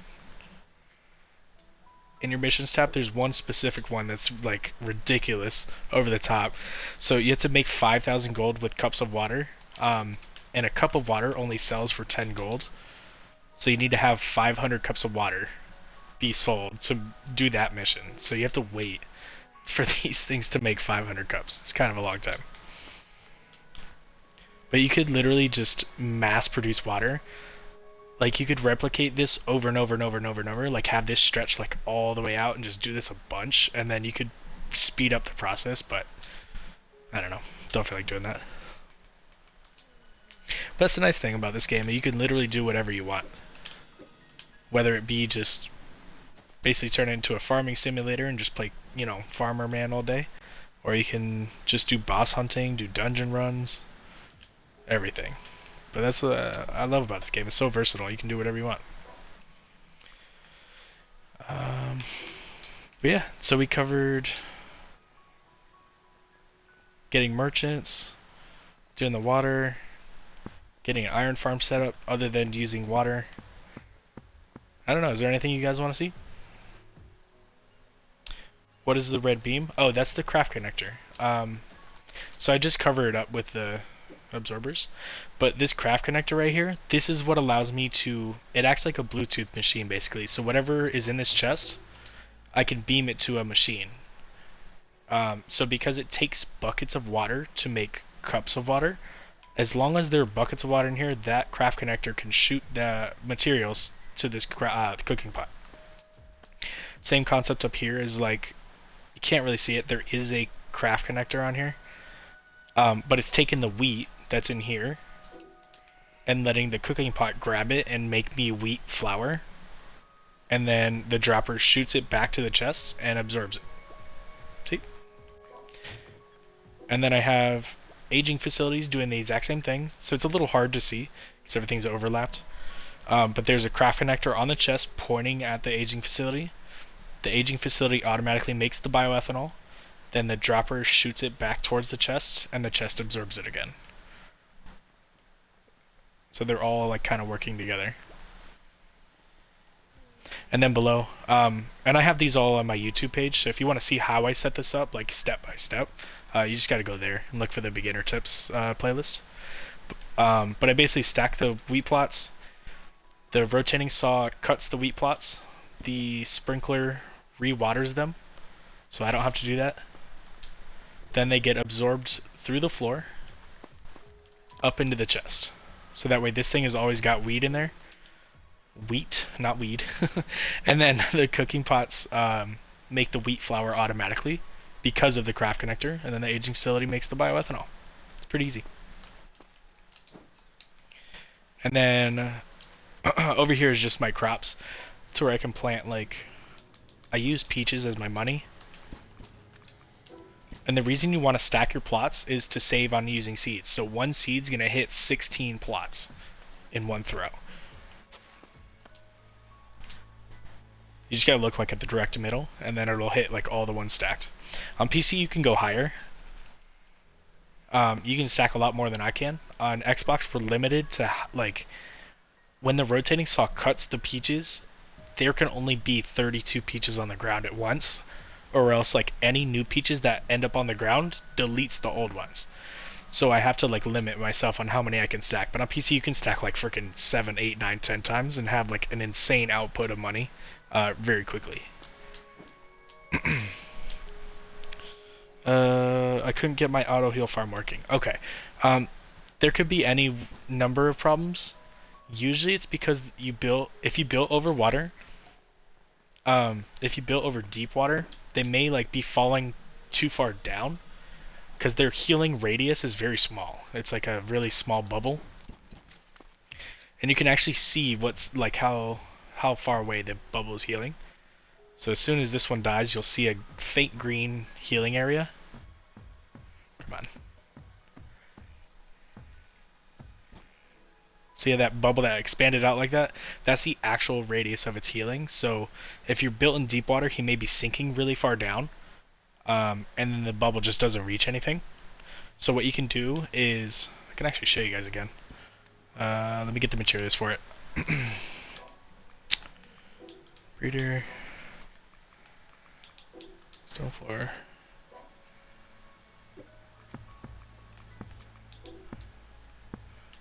Stone wall. This. Okay. I'll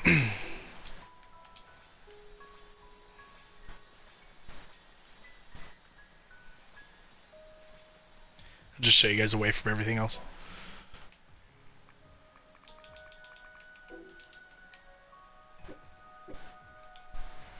Okay, anytime I start a game and I want to build a healing area, I do a 3x3. Oops. Oh my gosh. Get out of there. Oh my god, I think I just fucked. Oh my god. I'm stuck. And I can't, like, swim. Fuck. You know what? I can probably place a floor under me.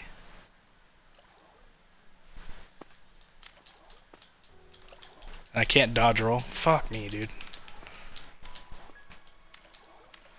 Alright, I just gotta save and return to title screen. Hold on, it'll be a minute. That's annoying. Alright, single player. These are all my characters I've had. Terra's. Okay, does level matter? Yeah, so the level of the mono determines the amount that they heal. But anything over like a level 3 mono will be fine. Like, as long as you're not trying to heal like super high level monsters, anything over level 20 mono should be able to heal pretty much any level in the game. Okay, so start with a 3x3 without getting trapped underwater.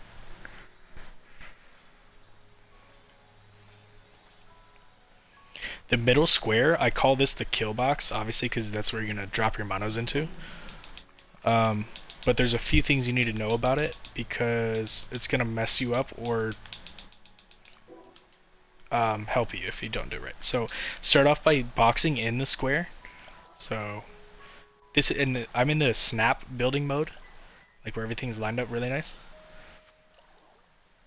Come on. And you can kind of see the top where it's like light blue. That's how you know it's in this spot. So that prevents those monos from like wandering away from this, because sometimes when they fall, they can touch the ground and they'll start walking. So sometimes they'll get too far away, so that's annoying. Now this next part is a little bit harder, but it's important, because if you build over deep water, they can sink too far down, and then the healing radius is too far away from whatever you're trying to heal to work. So you want to start by having a floor snap to the grid. See how it looks like this? Now, free place mode, you want to switch over to that. So you can kind of place it in random different ways. You can place things underwater. It'll look like you can't, like it'll disappear, but you can still place it. So position it where it would normally be if it was snapped to the grid, and then start looking down until that golden ring disappears, like that, then place. That is the correct depth to where the mono won't sink too far, and it'll keep the healing radius as high as possible. So you can like heal things in the air as well. So it looks really shallow, but it's just the right depth. Because see how my character is swimming? That's deep enough to cause damage to monsters. If my character was standing up, the floor is too high up. You need to lower it just like a tiny bit. But then you can actually take your breeder, place it. I'm snapped to the grid, so it's like perfectly straight. Line it up over the middle. You want it to like just basically overhang into the water. Take your monos. Now, normally I have higher level monos, but this is just to show you like how I set everything up. These are gonna basically spit out level 1 monos, which are too weak to basically heal anything. They won't even heal themselves fast enough. You want to have something like at least level 10 or higher for the monos, because it raises their healing factor by like a lot. So this is like the most basic setup for doing a healing area. The next thing you have to tackle is getting rid of the eggs and the cactus that pop out. Because once this builds up too much, it'll cause problems. So you need to get rid of these eggs somehow. So I usually just take a market. I don't have one on me, so just pretend this is a market. I usually just place it like here, and then I just slap an absorber, like on the side. And then it gets rid of the eggs and the cactus. And then for all your other automations, like if you need batteries, then you just place your generator like here, and then put a dropper on the side, and then you have automatic batteries. Pretty easy. Okay, let me see. Oh, nice. Do potions of sin do something to your character? Yes. Okay, so sin potions. This one's a little bit harder to explain. So I'm actually going to give you guys a nice little treat and show you a different character. So save and return. Sin potions are for late game. What they do is... how do I explain this correctly? So when you're fighting a boss, like say it's a dragon, whatever they drop has chances to drop. So like whether they drop their scales, how much iron or whatever, there's like a 50-50 or like a 60% chance, all this other stuff. When you drink the sin potions, it increases the chances they will drop those materials, as well as the enchantments that can drop on those materials. So if you want to fight like Fafnir, he's pretty much like the last boss. He has chances to drop like 3 or 4 or 5 different legendary enchantments.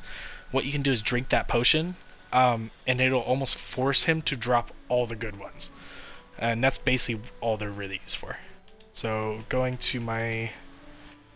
Oh shit, I don't remember which one's which. Synthos. There we go. So this is my my Archmage character. I have this playthrough on YouTube.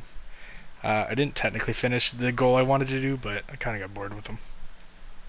But what I was doing last time I was playing was farming the Fafnir boss, because I wanted to make a piece of armor with his really good enchantments. So real quick base story. You can plant trees and shit like that, so that's why you can do that stuff. So when you fight Dark Anubis, he gives you statues. These displays, they rotate. I got there's a trick to making them rotate. Oh, come on, turn. There we go. This one does it really well. I have a bunch of different display tricks as well. So I like making stuff like look cool. You can do like swords and shit on the wall. I love that. This is like my breeding area. This is how complicated you can get with this game. Come on. You can have like multiple levels of stuff, like breeding and all that shit. I made an aquarium in this game. Oh, and then for what you're trying to do for the Executioner Axe, are you looking for like better enchantments, or what are you looking for? Because the Sin Potions will only make him... Oh, you're just trying to get an Executioner's Axe. Yes. So using the Sin Potions will make him drop them faster, or more often. This is my automatic... what the fuck was this area? Oh yeah, it was for the chain bolts. Because you can make artificial bedrocks. So I had a couple artificial ones over here. Coming over, being absorbed, blah blah blah blah blah. So I had all the materials ready over here for the chain bolts.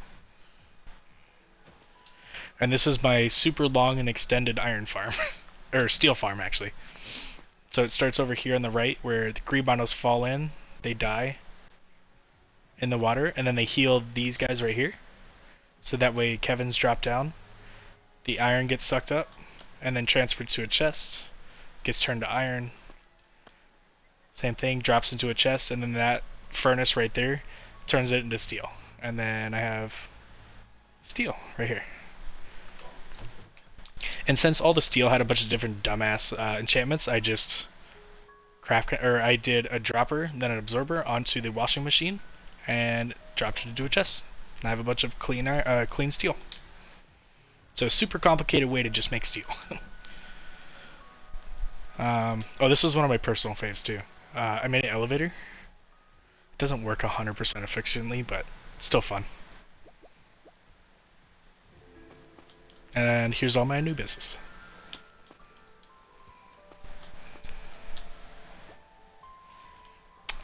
My merchant area. So this is what I was talking about, where it's like you can just put a bunch of them out, and then now I have all these different guys to talk to that I can buy from if I'm looking for something in particular.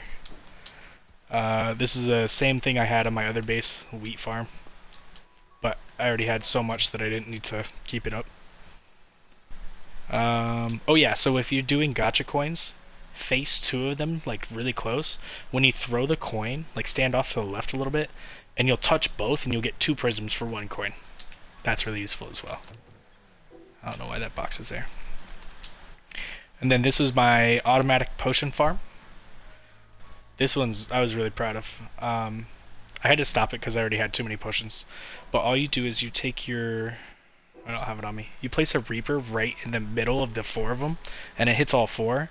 They get absorbed upwards through the floor into this chest, and then all these potion tables are doing different potions. So hell resistance, freeze resistance, stamina, and then poison resistance. Those are the 4 that I mainly used. And this is just like a farm for money. Yeah, that's pretty much it. And then I had a water farm here, but I took it down. Alright, and then back to what you were asking about.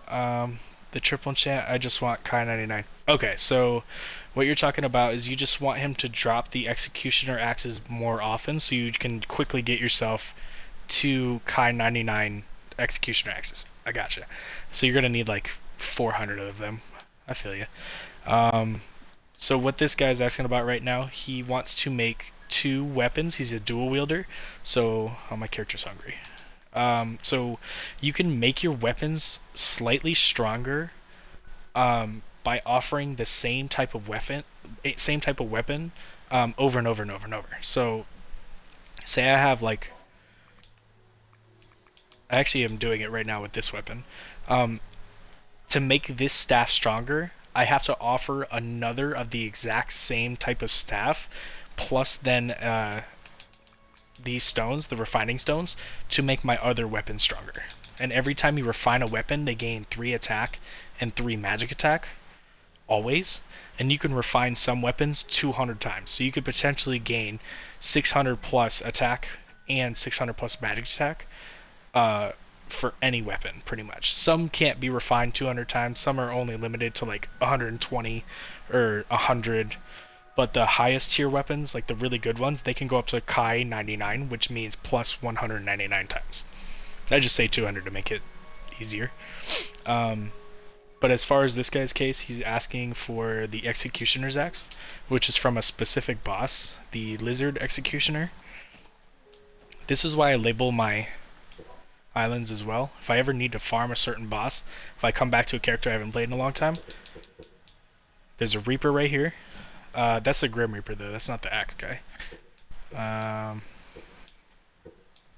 Maybe I haven't found one. This is my wizard character, my mage character, so I probably didn't mark the lizard guy because I didn't need to farm him. Executioner, there we go. So this, I'll show you what I mean, how to use the sim potions, because I'm pretty sure this character has them on him. Yeah, I do. Okay. So there's 4 types of sim potions. You always, when you fight Anubis, there's 2 types of Anubises. There's the level 5 Anubis, this one, island level 5, and then there's the island level 7. And this is for anybody that doesn't know this stuff. Island level 5 Anubis, the one that's on the floating platform way up in the air, on level 5 he drops the Sin potion, or the, god damn it, the wrong name. These things right here, the Indulgence of Anubis. This force spawns bosses anywhere, pretty much. So this is what you can do to farm bosses. Then on Hell Islands level 7, he drops Sin potions, which you can then take and make better versions of those at the potion table, because he drops basic ones. So if you read the description, it says item drop rate and enchantment rate will be increased by 1.3 times when you're defeating enemies. So you'll drink the potion, defeat an enemy, and their drop rate is increased by 1.3 for the basic potion. When you start upgrading the potions to the next higher levels, they start going up and up and up. I don't have the second one, but I believe it increases it by 2 times. The third form increases by 5 times, and then the best form of this potion increases by 10 times. But it costs a lot of these potions to make these best ones. So I was experimenting. I actually found that only upgrading to the third form, the purple ones, it's the most efficient, because it takes too many potions to make the last form, and it's not that much better. So I just stuck with these ones. So basically, you go up to the monster. Shoot, where is he at? Hold on. A4. So you go to A4, so he's at this dungeon. Do I have a helicopter? I don't. Okay, you know what? I have stamina potions though, so I can actually just do the sprint roll thing. Yeah, I don't care. Okay, so stamina potions are really useful as well. This is a tip for both beginners and veterans, it doesn't matter. If you take the stamina potion, you don't lose stamina for like a full minute. So if you're sprinting, you can do your sprint roll, and you don't lose any stamina, and you cover ground very quickly. But you have to do the sprint roll. Also, there's a shortcut through the mountain right here.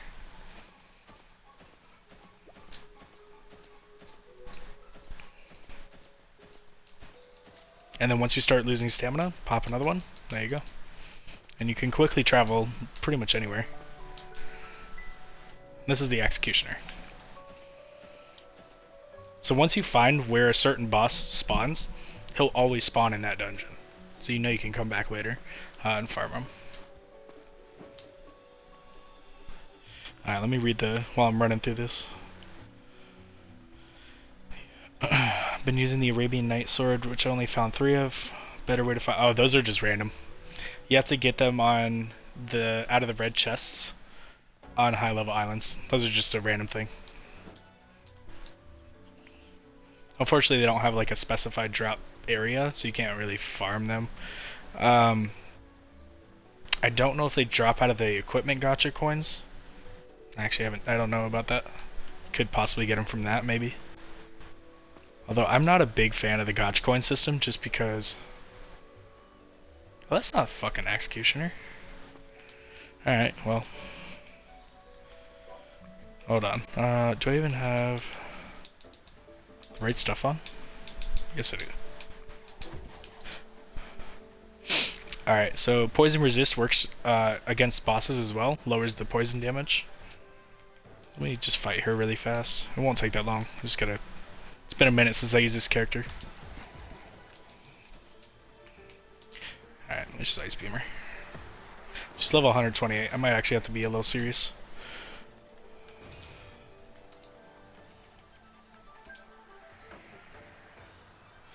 Alright, when they're frozen they don't take damage, so you just gotta wait.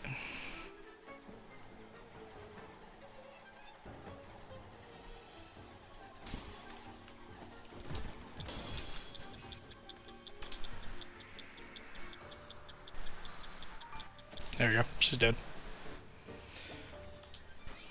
Mage is by far the most OP, just because of this move. The Ice Beam has like two different multipliers. It has a headshot multiplier and then an ice. Like if a monster is has like a frost debuff, he like takes more frost damage. So it does like multiple.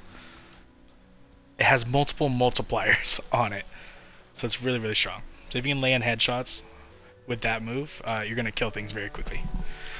Okay, so this wasn't the executioner, but alright, so say this bear is the executioner. What you want to do is before the fight, drink the potion. It doesn't last very long, so make sure you kill him quickly. Kill him as fast as you can, and then immediately respawn him with the scrolls. So he'll pop right back up, and before your potion can run out, because it only has like 60 seconds, kill him again, and then do that as fast as you can, so you don't waste your sim potions, and you'll very quickly have enough of the executioner things, the weapons. But that's literally all you gotta do. Once you find him where he spawns in a dungeon, you can just force respawn him as soon as he dies, and just keep your sin potions active. Because if you look in the bottom left, see, there's 3 little green squares. It's the middle one. It has a small timer. It's only like, I can actually tell you. Hold on. Effect duration is 63 seconds. So it's a tiny bit over a minute long. So as soon as the sin potion has to be active when the monster dies.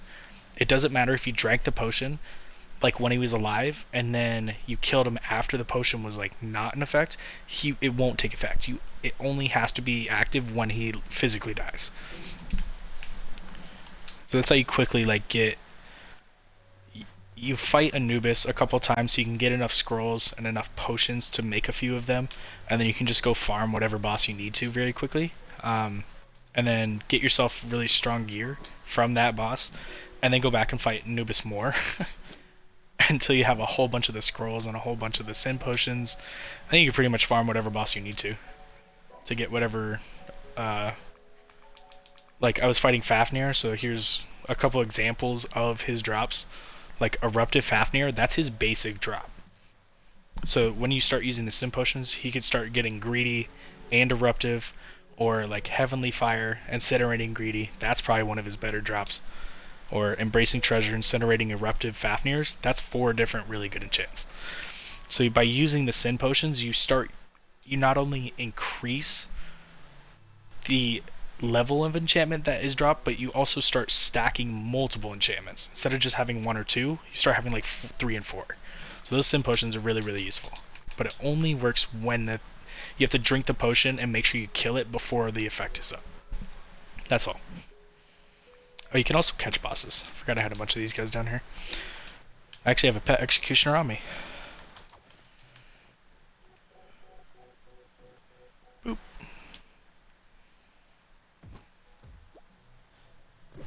Die, you bastard. But yeah, so you can actually catch the bosses as well. But you need a special item for that. It's called the Chain Restraint Bolt, the thing I had automated back at base. It was funny, like pretty much as soon as I got that full automation for it, I had already basically captured all the bosses anyways. Telepotion. One of the better potions too. Takes you right back to the spawn point. Oh yeah, this is what it looks like when you have all the maps open. This is the end game right now. It's the boss rush. You have to fight 25 dungeons in a row, kind of like the Elite Four for Pokemon, but 25. And all the boss monsters are like 150 plus levels, so they're really strong. Yeah, and then label your home base island because I always forget where the fuck it's at. But yeah, so that was just a sneak peek into one of my other characters. This is I have this character's playthrough, all of the whole thing on YouTube. So if you want to see like when I'm taking a character seriously and I actually have the end goal of like trying to reach the end game and stuff, I have each step of the process. Oh yeah, this is another style of log farm. You basically have the green monos dying underneath the trees, and then you put a rotating saw in that middle square, and then you box in the rotating saw so it can't like move out of that middle, and it just cuts the trees as they move by, and then you have a box absorbing the logs. It's really effective. But at one point I stopped needing logs, so I just took it all down. Oh yeah, I always put random fish. But yeah, this whole playthrough is on my YouTube. But yeah, so let's actually, you know what? Let's go ahead and check out some of my other characters really quick. Oh yeah, and this is an example of a bad Dark Rosary. This one's okay. I wish I had gotten, instead of the worms, I had gotten like Ruler of Indigo. It would have been nice. But you can start stacking like multiple enchantments on your equipment, so that way your character starts having a higher like base attack or base magic attack. So that way when you start using your buff spells and stuff like that, your magic attack will go like through the roof. So just sitting normally, hold on. Let's equip all my stuff first. Okay, with all my gear equipped and no food active or no nothing, my magic attack is just sitting at like 8200. Once I activate all my spells as well, hold on, there's one spell I'm missing.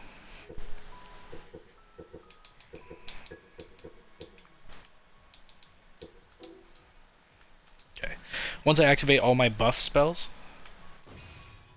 now my character's sitting at 14,400 magic attack, and then also throw in food that buffs magic attack as well.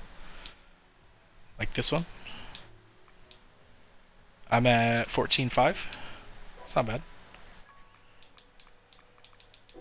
And then you take into effect like using your weapon skills, or not weapon skills, but like your attack skills. So like I can hit on headshots like into the 50,000s, and then when also the monster freezes effect, it adds another like 13 to 14,000 damage every like tick. So it's like every half second. So you can do a lot of damage really fast with magic. I mean, you can do it a lot of damage with like weapons and stuff too, but I just love magic. It's awesome. Plus then you're just really strong. So when you want to hit things from far away, just ice mine. Just clear out like a whole area. Because as you upgrade ice mine, it adds more length to the spell, which is really cool. But yeah, so this is my main character, or one of my main characters. Stop looking at the thing. There we go. Yeah, that's basically the base tour for this guy. Save and return. Then I have a bunch of like speedrunning characters, because I always start with like a new character in a new world. So all these ones down here are like all speedrun ones. Then this was like one of my first major main characters. Let's go in here. This one has one of the more ridiculous things that I built. I built a gacha sorting system. It's just ridiculously big. So this is also a mage character, but she's not as strong as the other guy I just showed you, because I didn't know exactly what I was doing yet. So she kind of has some of the same stuff, but slightly different.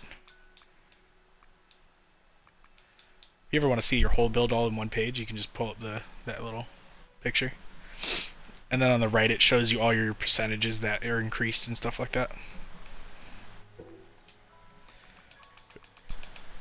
It's been a while since I've been on this character.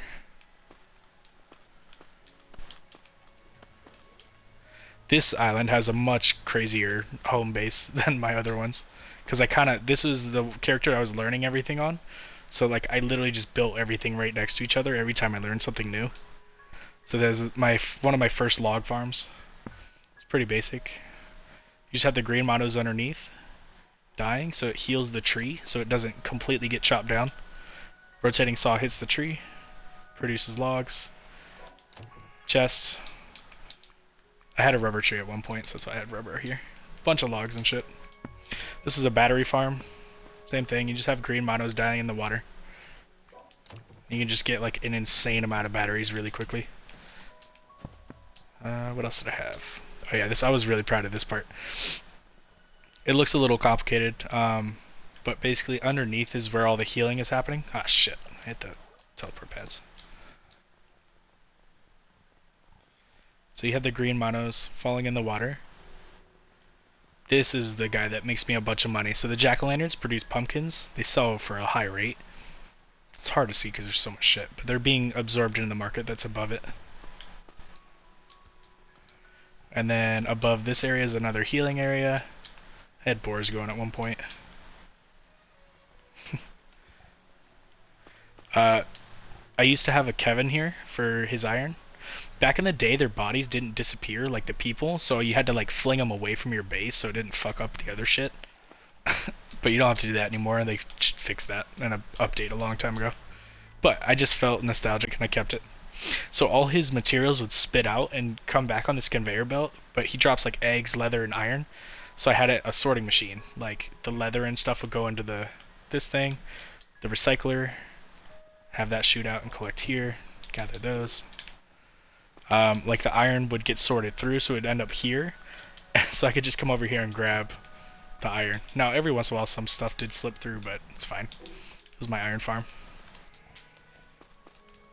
This was one of the more ingenious things I built back in the day. So for feces, if you make a pet giraffe, which I think I might have them on me. Yes. When you make a pet giraffe, they produce feces. They have a 30% chance every minute to make feces. So that is so much higher than any other monster in the game.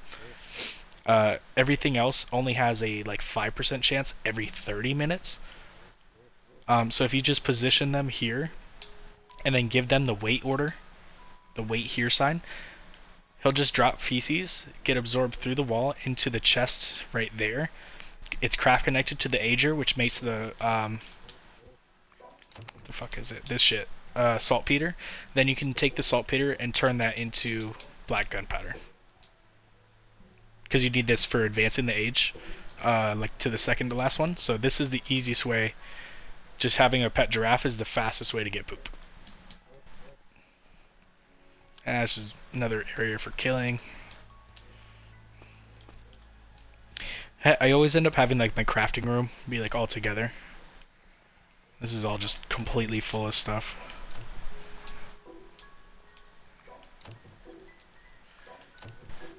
Yeah, boss drops, yeah, weapons, all kinds of shit. I forget this character doesn't have the aerial, the air dash, so I always keep trying to press it. The higher end stuff up here. And at one point I was going to make a bedroom, like a little room up here, but I was like, fuck that, I don't need a room.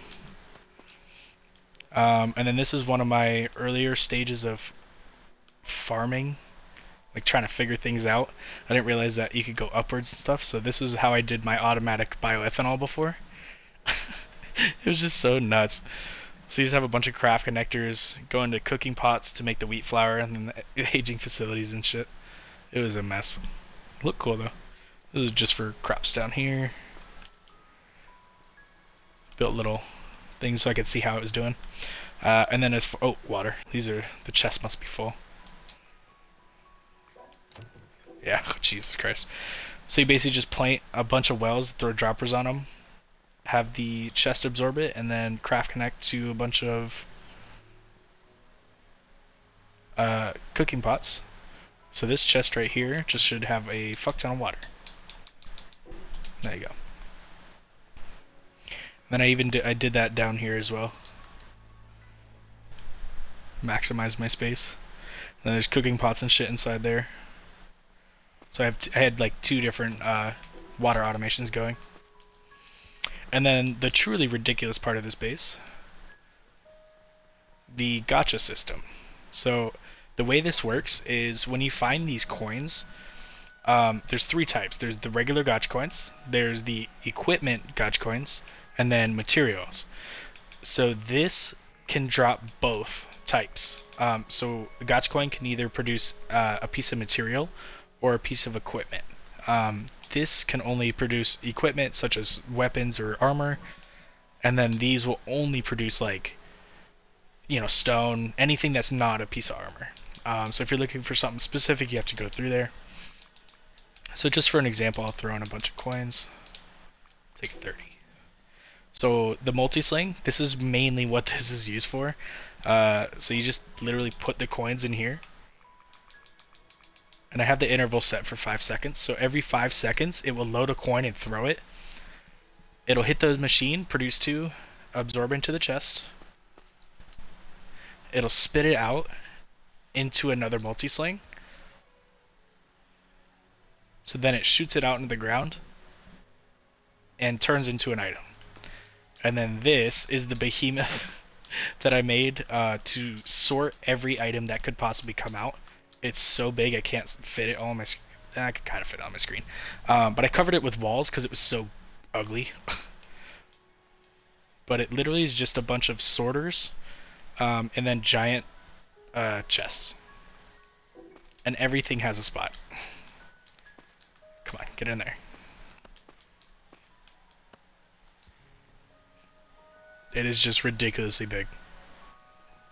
And it's like 6 floors high or so. But every single piece of item has a spot that it could potentially go to. So like at one point I was gonna label everything, but I got like burnt out because I was just doing so much shit. But yeah, it starts off as like stone. Like these first front ones are like stone and shit. Copper. The other side I think is silver or something like that. It's iron. Okay, but it goes up in tiers, like all the way up to like platinum or obsidian and shit. Yep, obsidian. Yeah, adamantite. Even though you can't use that yet for anything. Then I start stepping it up to like the more advanced stuff. And then if it doesn't get sorted, basically it just keeps going along the path. So if it doesn't get sorted here, it just keeps going along. A little disorientating. And then it goes on up to the second floor. And then up here it's more like, I forget which stuff's up here. Ah shit, I got stuck. Also, this is, you gotta dodge roll out of here. I gotta wait until I get to an open spot. Hold on. There we go. So the second floor is all, what is up here? Okay, so like boss monster stuff. So like those are Hydra scales. Cross, yeah, that's from the worm. So I must have split it up like boss's stuff is down here on the second floor. Third floor I think is all like the weapons and shit. Let me check. I spent a lot of time building this fucking area. I guess I didn't have anything in here. Oh, okay. But yeah, so I basically had a container for almost everything that could come out of the gacha system.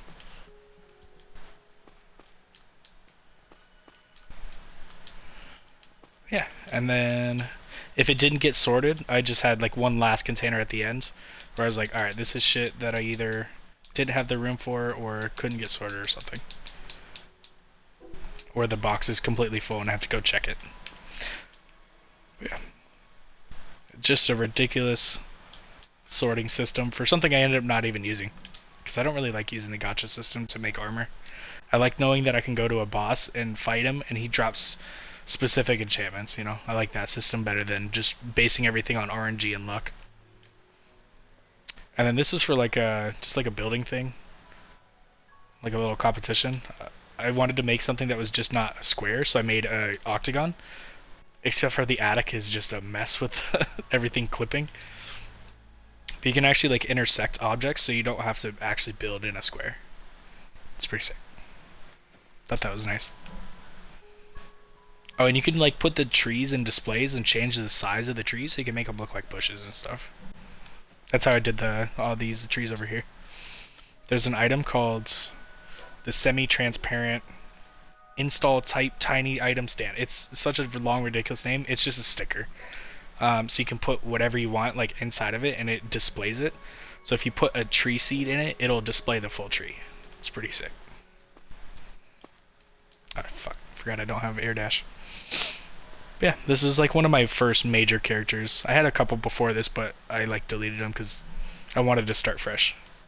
Oh, one last tip before I get off this character. The pet management machine, if you don't have it yet, this item is what lets you turn caught monsters into pets. So you need this.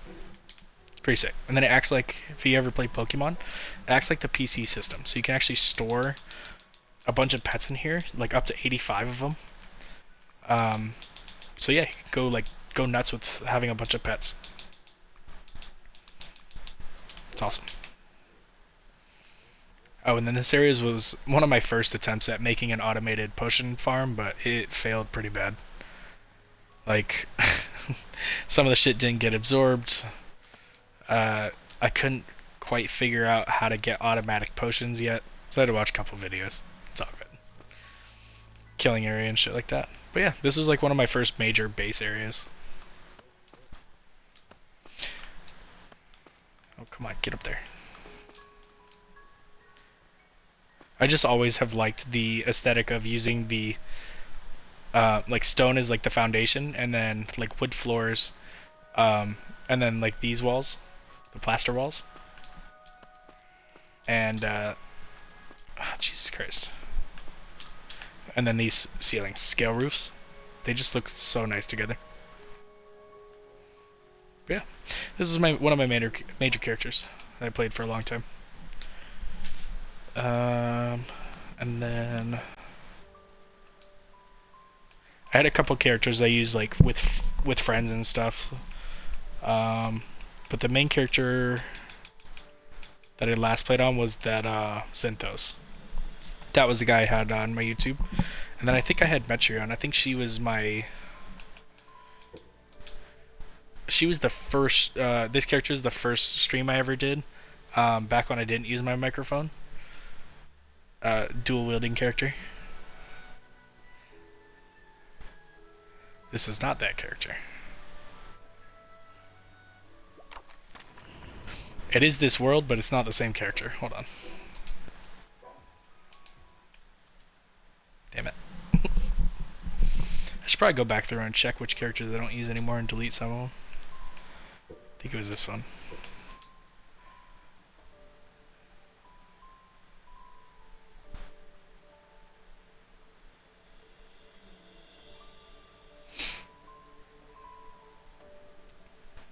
Yeah, it was this one. Cool. Yeah, this was a fun playthrough as well. Dual wielding is one of my favorites. Oh yeah, shit, I actually have an Arabian Nights on this character.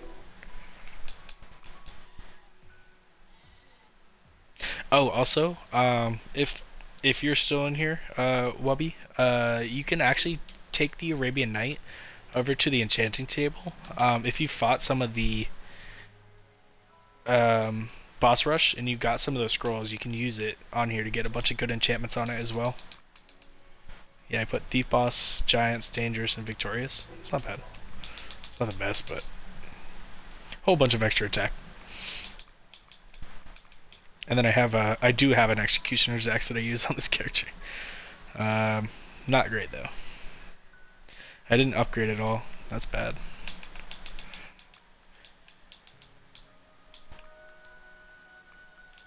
Come on. Oh, did I reset the skills for some reason?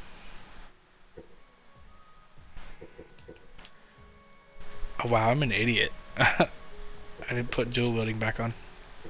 That's fine, I don't need to do that. I'm not actually going to play with this character. But another example of a water farm. This one was cool. I like this one because you can stick the steel chest so the absorber actually sticks into the box where all the water's going in. And then place the hardest part about this was placing the cooking pot in like the correct spot, because you need the dropper to face it back in there and also have it be close enough where the craft connector touches the side. So I was really proud of actually getting this one. And I like using the glass walls so you can like see through them, see it actually working. I like it. This is another example of my wacky setup for how I was doing bioethanol in before I started going just straight up with it instead of going sideways.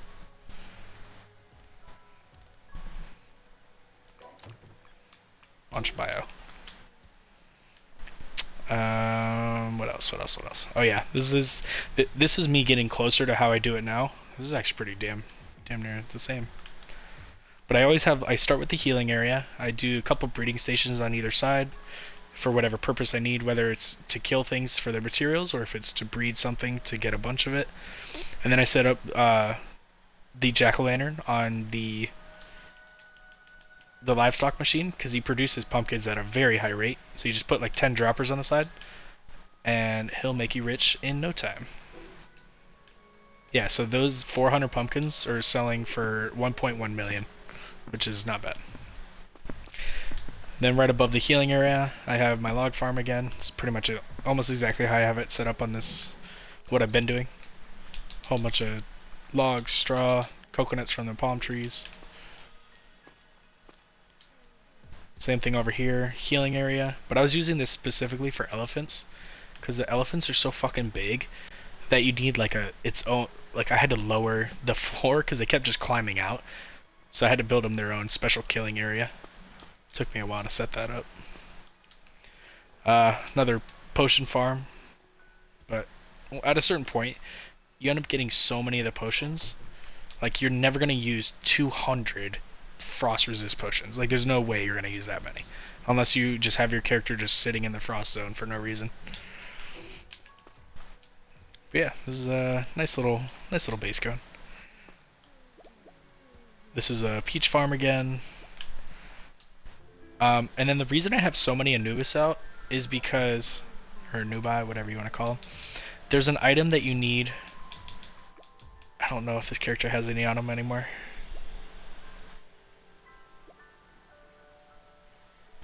I don't. Okay.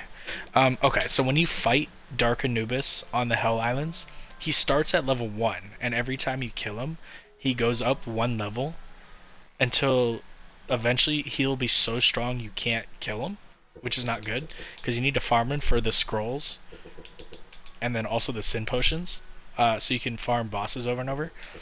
Once he reaches a level that's too high for you to actually kill him, you need to use an item called dog food, which is made from some really whack materials, one of them which is a hot dog. So if you go over to dog food, what you do is once you've made the dog food, you splash the regular Anubis with the dog food, and it will lower the level of the Dark Anubis by 5 levels per Anubis that you splash. So, say I think I had 10 over here. Because say I killed the Dark Anubis on Hell Island like a fuck ton of times, he's like level 200, I finally get to the point where I really can't kill him anymore. I'll just come here, make a bunch of dog food, and there's 2, 4, 6, 7. So every time I throw a bucket of dog food at this group, that Dark Anubis will go down by 35 levels. So for every Anubis, it's times 5.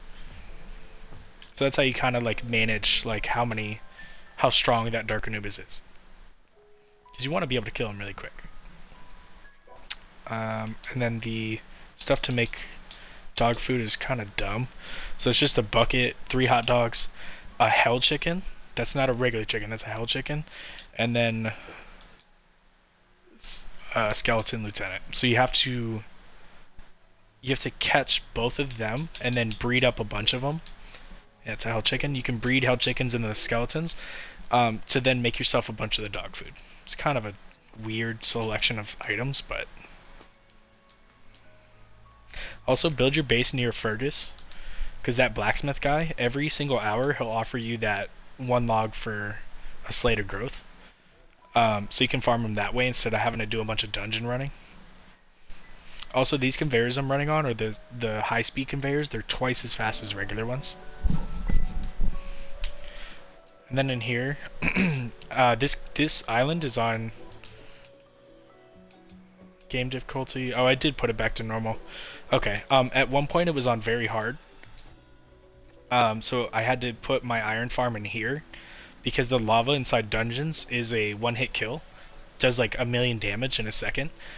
So like nothing was dying fast enough using water, so I had to use the lava in here.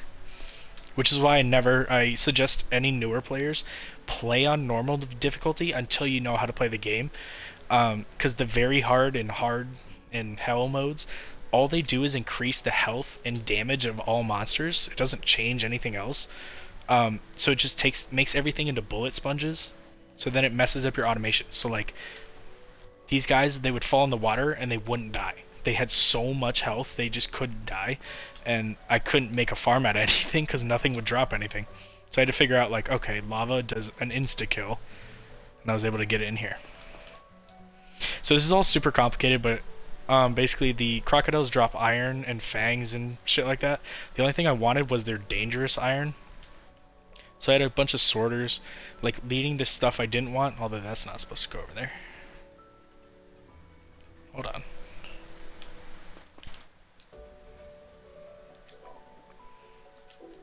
Okay, that's not supposed to be going that way. So it's supposed to only be leading the stuff I don't want over. Right? I haven't played this character in forever, so I may be wrong. Whatever. I basically created a system to where the only thing that I actually wanted coming up here was supposed to be the iron. So that way it would just come right here. I guess I changed it. Whatever. That's fine. But it's a big old complicated system for nothing. The dash pads you can buy from merchants. I love them. They're amazing. I use them all the time. Plus it just makes travel much easier. So at first, before I realized you could just capture Anubis, I just would come up here. And then now I use it for the supply pods. So anytime a supply pod drops, I just come up here and I look around until I see it, which I'm not sure if there are any that exist right now. I don't think so. And then I would basically, wherever it's at, I would just take these and just go, and then fly off. Oh, there's a dragon over there. Show you guys some dual wielding action.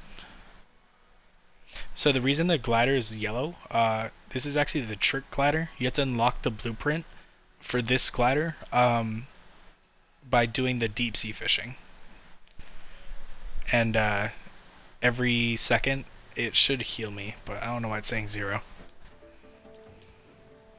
Okay, so for dual wielders, well, I don't have the dual wielding skill, that was dumb.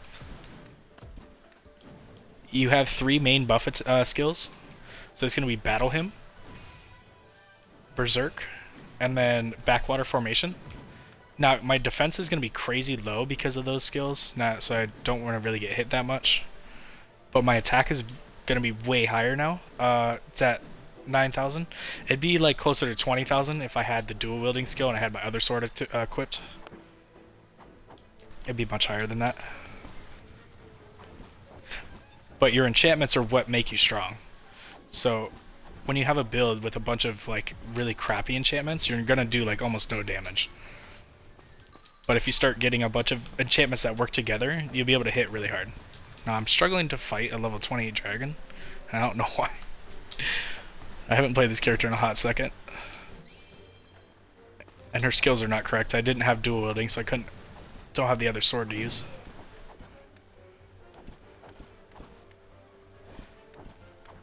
But a lot of people get stuck on the first couple island levels because, or they can't like go on any higher ones because they get murdered really easily and they don't do as much damage. It's because your enchantments aren't working together. So when you actually like make armor, you want to like, if you're a sword user or a bow user, you want attack enchantments to be on your equipment. If you're a magic user, you want magic attack stuff. Come on, just kill him. But he's under level 30, so he should drop iron with Crimson Dragon attached to it. It's 2 separate enchantments, but they're both pretty good for attack builds. Alright. Took forever. Okay, but see how he dropped iron right there?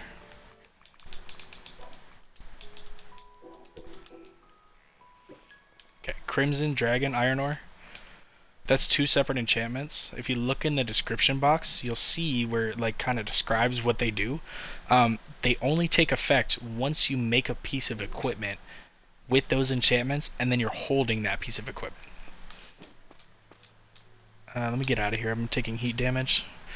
If you don't want to take heat damage, there's 2 different potions that can help. There's Hell Resistance, which is the better one, because it gives you 1,000 levels of heat resistance. Heat potions only give you like 100 levels or something like that. So hell potions are better, technically. They're just a little bit harder to make. Hello, Jester. Oh, if you've been thinking about playing the game, you should just play it. It's amazing. This stream that I was doing earlier, I was doing like beginner tips and shit like that, and it kind of devolved into me just showing off my characters in my other worlds and stuff. But I highly suggest playing the game, dude. I've lost so many hours to this game, and I do not regret it.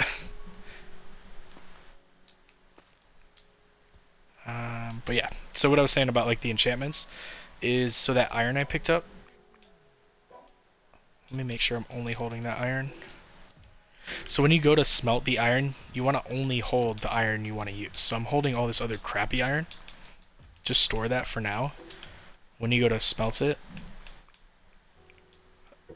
there's a button you can click on the far right underneath the rotating picture. It says detail of enchanting chance. Click into that. So when I'm making the iron, it's guaranteed I'm going to get it, so that's fine.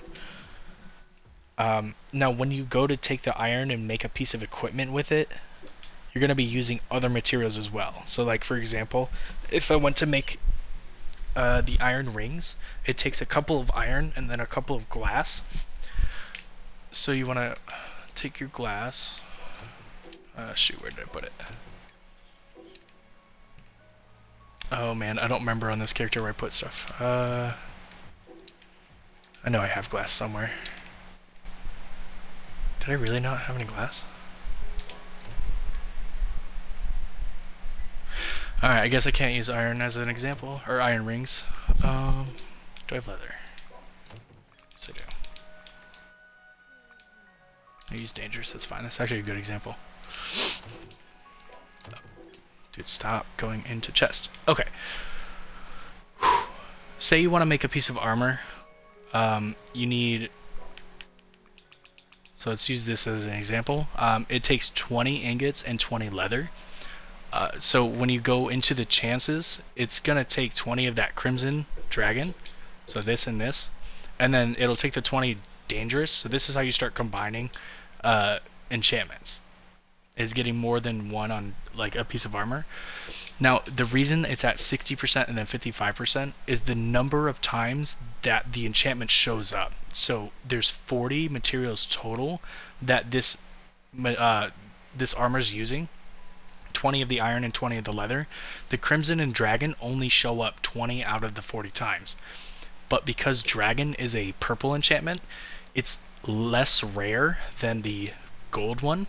So that's why crimson is slightly lower than dragon, even though they show up the same amount of times. And then dangerous shows up 20 out of the 40 times, and it's the same rarity as dragon. That's why they both have the same enchantment chance.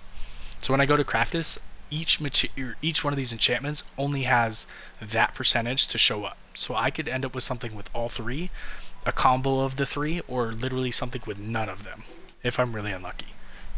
But most of the time you get at least one of those. Yeah, see, I got dangerous. So when you're going to make yourself armor, you got to think in the back of your head, like, I could end up with an armor that doesn't have the enchantments I want, so you need to gather yourself enough materials to make a bunch of copies just in case you don't get what you want right away. So that's why farming bosses is a good idea, because when you go to make the late game weapons and armor and shit like that, you're not going to make a 4 enchanted armor like the first time. And if you do, you just got really, really lucky. So when you go to farm the bosses, that's why you're going to need the scrolls to force respawn them quickly, and then also those sin potions to then increase the chance that you're going to get their best enchantments, and you're also going to get the most amount of materials from the boss. Because sometimes they don't drop as many as they could. Like say that dragon, sometimes he'll drop a scale, sometimes he won't. If you use the sin potions, he'll drop more scales. Sometimes. It doesn't always work 100% of the time, but in theory it should. But that's how you slowly build yourself up, is say that was the armor I was using first. My attack is at 4,300. And then later on I made this better armor because it has multiple better enchantments. And I put it on, my attack goes up. So then you slowly over time add more enchantments and add better enchantments to your build. And then eventually you'll just have a whole bunch of enchantments that work together to reach a certain goal, whether it's increasing your attack speed, increasing your critical chance. Hell, you could build a character that has like way more max stamina, so you never have to stop running around. Whatever you want. You can make tanks, like make a character that's like super defensive, so you can never get killed. Shit like that. Super versatile, because there's like, I don't remember the exact number, but somebody said hundreds and hundreds of different enchantments available throughout the game, so you have many different opportunities to create like a uniquely and strong character, which is amazing. Because a lot of people, they end up using the same enchantments, like the same basic ones, but you can mix and match however you want. So like if you look through, some of these are like just random I got from a chest, but some of these are like War God Sinful. Those are from like real specific items. Because to make this armor, it takes dragon scales from the Lizard Executioner, and then magic stones, which drops from Anubis. So like you can get some really good enchantments off some of the bosses, and then make some decent armor out of them. And sometimes you get lucky, like this glider. It takes fish scales, iron, logs, and old rags. I just got lucky that one of the fish scales I had the legendary enchantment, the one that literally says legendary, which is a fantastic enchantment for attack builds. So sometimes you just get lucky and you have like the right kind of materials for what you're looking for, and you know, you just get real good with RNG, and sometimes the game favors you, you know, and sometimes you have to make something 50 times before you get the right enchantments. But yeah, so I guess that's been a tour of my characters and some of the worlds I've been on. And oh, if you guys want to see how I do like this trick where sometimes they don't always work, see how they're moving? So you can display items on the wood displays, the dark wood low item stand. You just put items in there and you can change like how big the item looks on the stand, like how high up it is, the rotation of it, all that. Then you can also place these things called targeters. I put 2 on opposite ends so that because they try to face things towards you, so if they're on opposite ends, they're constantly gonna try to like look at you, so you can get items to like twirl around. I just thought that was a cool idea. Now some of these don't always fucking work. Like this one doesn't always like to rotate, but for the most part they do a pretty good job. Thought that was a cool idea. But yeah, this is one of my favorite characters, just because like the area I built for the base, having the volcano in the back was super dope. Oh, you bought it? Nice. Heck yeah, dude. I'm not gonna lie, the learning curve is very steep. Like the concepts you have to figure out, it can be really challenging at times, but it's very worth it to like spend the time outside of the game, is like, you know, looking up videos and checking out streams like you're doing. Good job. But take it slow. Like when you one of the ideas behind the game is there's ages. So I'm in the last age, so I can't really show you. But in the very early game, you only have access to a small number of items. So like this will only have like a couple pickaxes available, like stone and copper and then maybe iron, and then a couple of the regular axes. So as you advance through the ages, you're gonna unlock more items to be able to use and more stuff to work with. So in the beginning, anytime you advance the age, you unlock new items, go through and read the descriptions. Like literally go through and be like, what's this? Look at the description. Oh, excuse me, I just burped. And just see what it says. If it doesn't really make sense, it's because everything's being translated from Japanese to English, so not everything's gonna make like perfect sense. But another really good tip: say you just started a new character, and you go over to a rock or something, and you hit it, and you're not sure what that material does. So let's go hit a stone. So I picked up stone. I'm like, what the fuck does stone do? Go to your inventory screen, go all the way down to wherever stone is, wherever you picked up. Look in the bottom right. I don't know what's going to be on PC, so I'm just going to show you how to do this. The bottom right, there's a big like box that describes everything about stone. In the very bottom corner though, it has like a little magnifying glass and it says details. That button will bring up like the detail screen for this material. It'll describe how to get it, where to get it, and then also on the far right, what you can make from it. So it kind of shows you everything you can use. And this is, you can do that screen for everything in the game. So this meteorite, it's a random item that you can get. Detail screen shows you what you can make from it. And all this one can't be crafted. It's just dropped randomly. But you can do that for anything in the game. So if you pick up something new, easy way to figure out what it is. And then, so yeah, advancing the age is like part of the main mission to the game. And then there's a missions tab. This is sort of the tutorial for the game.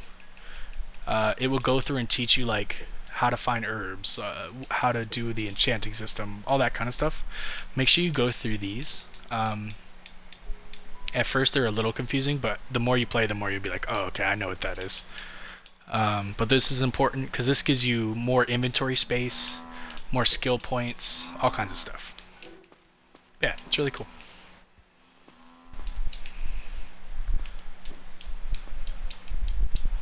And these dash pads are like my favorite thing.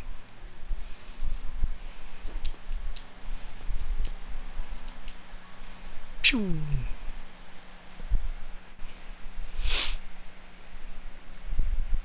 I wish I had this tutorial stream when you started. Oh man, there is so much stuff I was lost on when I first started. I'm not gonna lie, I was pretty confused on what to do. But once you kind of start understanding like the flow of it, it becomes real easy to start building stuff like this. Because this is all basic idea stuff. You know, from farming like a specific material like bioethanol or like wheat flour, all the way up to like having, you know, log farms for days, so you don't have to go out and hand farm. That's basically what you do in the beginning. Oh, that's my friend. He probably wants to play Call of Duty. In the beginning, you like hand farm everything, whether it's going out and killing monsters for their materials, you know, going out and cutting trees and stone and stuff like that. Eventually, you're going to get to the point where you can make things that will do that for you automatically, so you don't have to spend time going out just cutting trees and shit for yourself. Then you can spend all your time like dungeon hunting, like going off and, you know, fighting the dungeons and shit. You can do boss fights more, all kinds of stuff like that. Then you can, you know, run off and do all the fun stuff, like killing stuff. But yeah, and then, I mean, the biggest thing about this game is just have fun, man. Oh, and if you haven't seen, one of the coolest parts is this game's kind of like Pokemon, where you can capture like almost all the monsters, and then eventually you can turn them into pets. You can even capture the boss monsters. And some of them can fly. So this is Fafnir. He's like one of the last bosses that they added. They can also attack as well. I just don't want to break anything on my base, but I think I just did. But yeah, they can attack as well, which is pretty cool. So you can like bring them into fights with you, or you can have them like go fight bosses and shit while you're like farming. It's awesome. But yeah, that's all that's like for later in the game. And then if they ever die or whatever, they just go right back to your Pokeball, which is cool. Then there's griffins and dragons and giant snakes and golems and all kinds of cool monsters. Hydras. This game's got everything. Because it's like it's like a huge mashup of like 6 major games like Ark, Minecraft, a bunch of other shit I can't really think of right now. Oh yeah, they attack stuff. Okay, stop that. I don't want you breaking anything. Yeah, it's sick. I love this game. Yeah, tamed a dragon. Oh yeah, all the monsters I've tamed. Where's my thing? Where's my... Oh, it's right here. Pet management machine. This thing is so awesome because it lets you turn the caught monsters into your pets, and then you can store them. So I have a few. So I have a dragon. You can get krakens, giant snake, the hydra, and just like Pokemon, you can only hold 6 at a time, so it kind of sucks. So here's the dragon. This is just a regular dragon. So if you weren't here earlier, monsters have level ranges. So anything levels 1 through 29 is like the first form of that monster. So for dragons, this is just a regular dragon. If you catch a dragon level 30 to 59, he's a different type of dragon. He's still a dragon. He's just a little bit stronger. He changes color and his name changes. And then levels 60 through 89, he's in his 3rd form. So he'll be like Ferocious Dragon or something like that. And then his last form, anything level 90 and above, will be like Raging Dragon. And he'll be like glowing red. He'll look really cool. But this anytime monsters change names or like colors and stuff, like cows, they follow the same rules. So 1 through 29, regular cow, and he's black and white. 30 through 59, he'll be like Holstein cow, and he'll be like brown or something like that. And then like levels 90 and above, he'll be like red shiny black cow, and it'll look really fucking badass. But anything that changes form and name like that, they'll start dropping different materials or different enchantments based on what form they're in. So like say if I killed a dragon in his first form, he'll drop like iron, maybe some gold, stuff like that. And then if he's in his last form, he'll drop like diamond and obsidian. I don't know if about obsidian, but he'll drop better materials based on what form they're in. Now, as far as the pets go, they gain a little bit of more attack and health if they're in their higher forms, but it doesn't really matter that much. They're still pretty strong, no matter what. But that's the dragon. Yes, so the pets can level up. When you turn a caught monster into a pet, it doesn't matter what level they used to be. They always go back to level 1. And then the pets have a cap of level 50. So you can only raise them back up to level 50. So this is level 44, 19, 29, 13, blah, blah, blah, blah. But say I caught like a level 200 dragon and then turn him into a pet, he'd go back to level 1. Which is whatever, it's not that big a deal. And then there's like an entire skill tree based just around the pets. So once you turn your first pet or first monster into a pet, you open up this last skill tree over here. So this is normally grayed out until you get your first pet, and then you have all these skills you can potentially use. The only ones I ever actually take is weight order and then maybe guard, because everything else is just like related to increasing experience. The usage of them goes up, shit like that. It's nothing like crazy.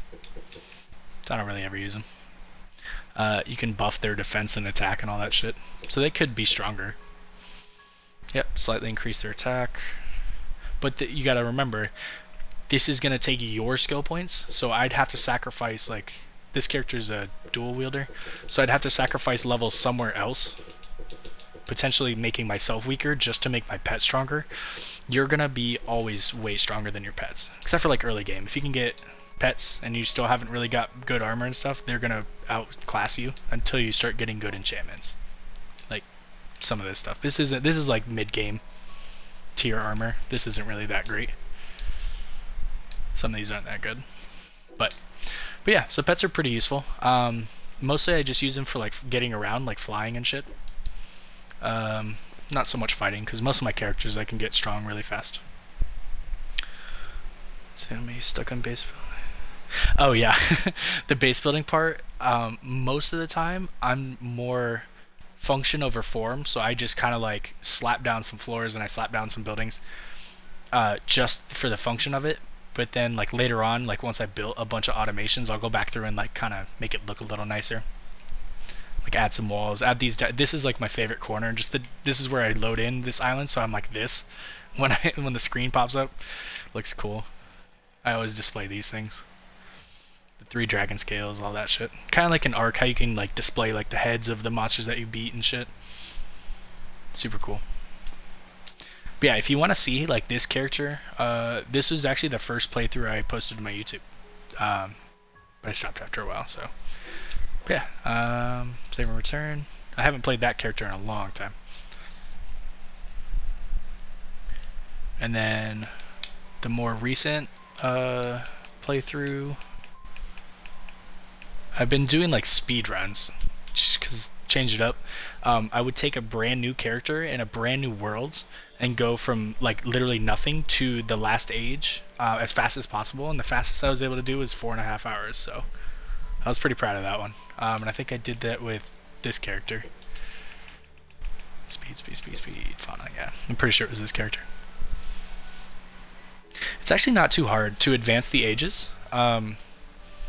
The biggest hang-up is just being able to get black gunpowder and then just money.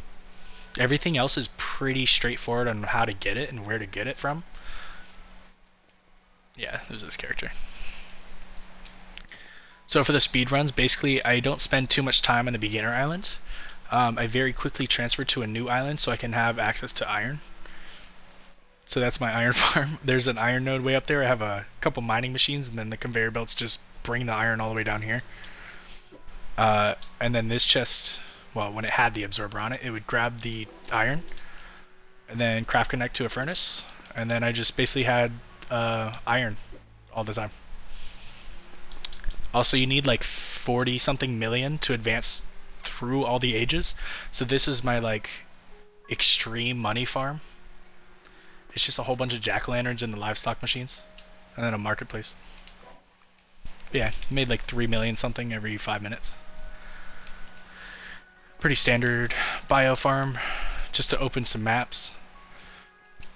And then yeah, because the only maps I really need for the speedruns is like this island specifically, the island of residence, the level 5 islands, so you can get the like hell peppers and hellfire wood and the heated mineral from this island, which are very easy to get if you know where to look. And then this island, so you can fight the Hydra, so you can get that offering of knowledge for the last stage.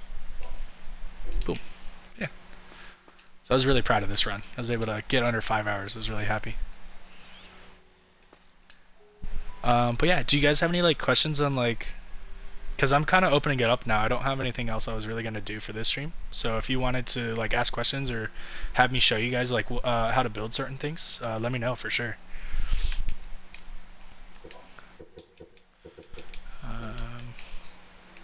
I might switch back over to the one character I was using.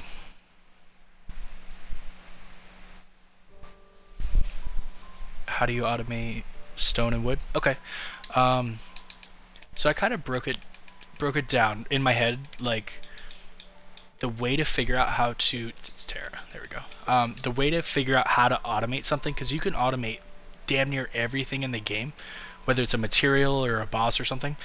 You start with how do I hand gather that material. So for stone, I'll just keep it easy. For stone, there's a few different ways you can do it. There's bedrocks in the game. So they see these things right here.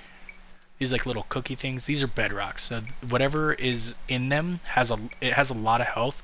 So you're able to get like thousands of that material. They do eventually break, so they're not technically infinite. So you can just place a mining machine on top of a stone bedrock, and it'll just spit stone out for a long time. You could do that. You could just fight a boss that drops it, like the stone golem. He drops it a lot. Or you could do, what was that last one? There's a very complicated way to mine, like, you know the regular rocks that are on the ground on the beginner island? Like these ones right here. There is a very complicated setup to use a rotating saw to actually hit these things. And then you use the green monos. Like, see way up there? I have like the cooking pot, and there's that healing that just happened. You can have the cooking pot be right here, and those green monos would technically heal these rocks before the rotating saw could break them. And the reason you want to use a rotating saw is because they don't damage rocks very much. So you want to keep the healing higher than the damage rate, so that way the rocks would never fully break. So you could potentially have this be like your stone farm, but that's a really complicated system. The easier way is just find an island that has a stone bedrock and just slap a couple of the mining machines on top of it. If these things right here, they're like circular looking ish rocks, and when you hit them a bunch, they'll just produce for a long time.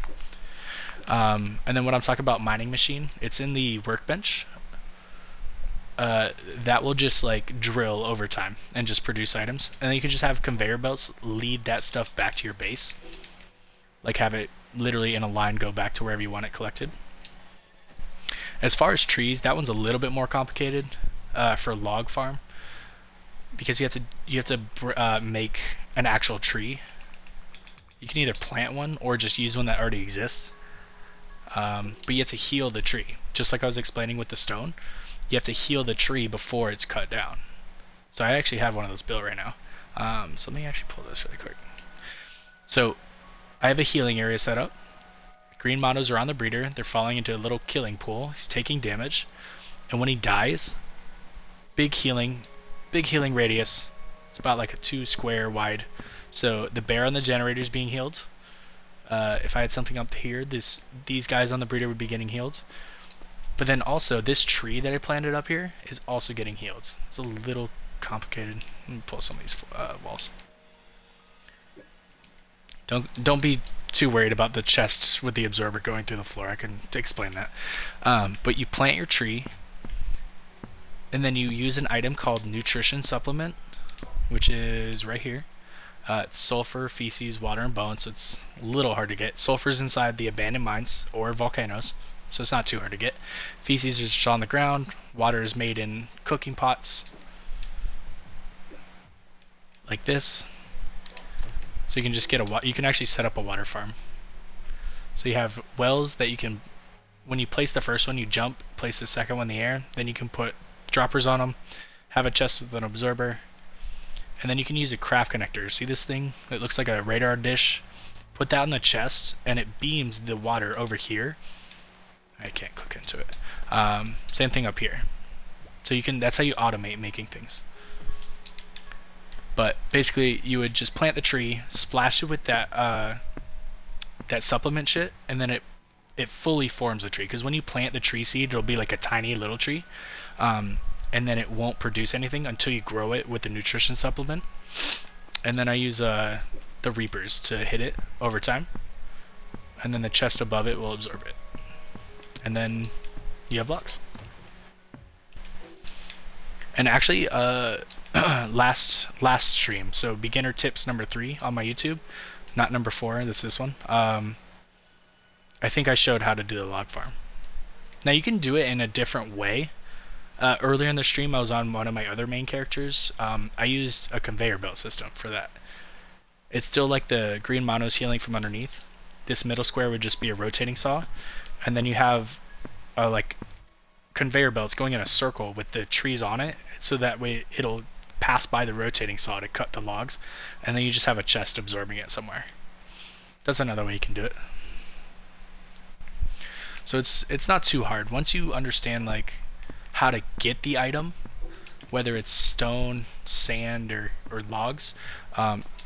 You just got to figure out like, how do I get it infinitely? So in the case of trees, you just have to heal the tree so it doesn't break.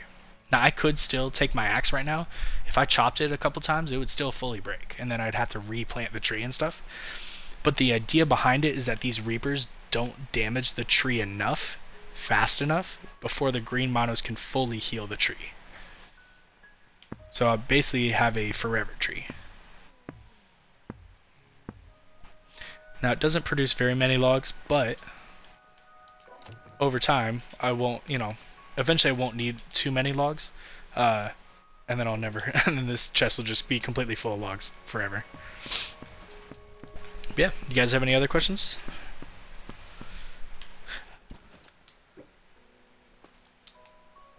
Actually, let me open up some maps. Let me see.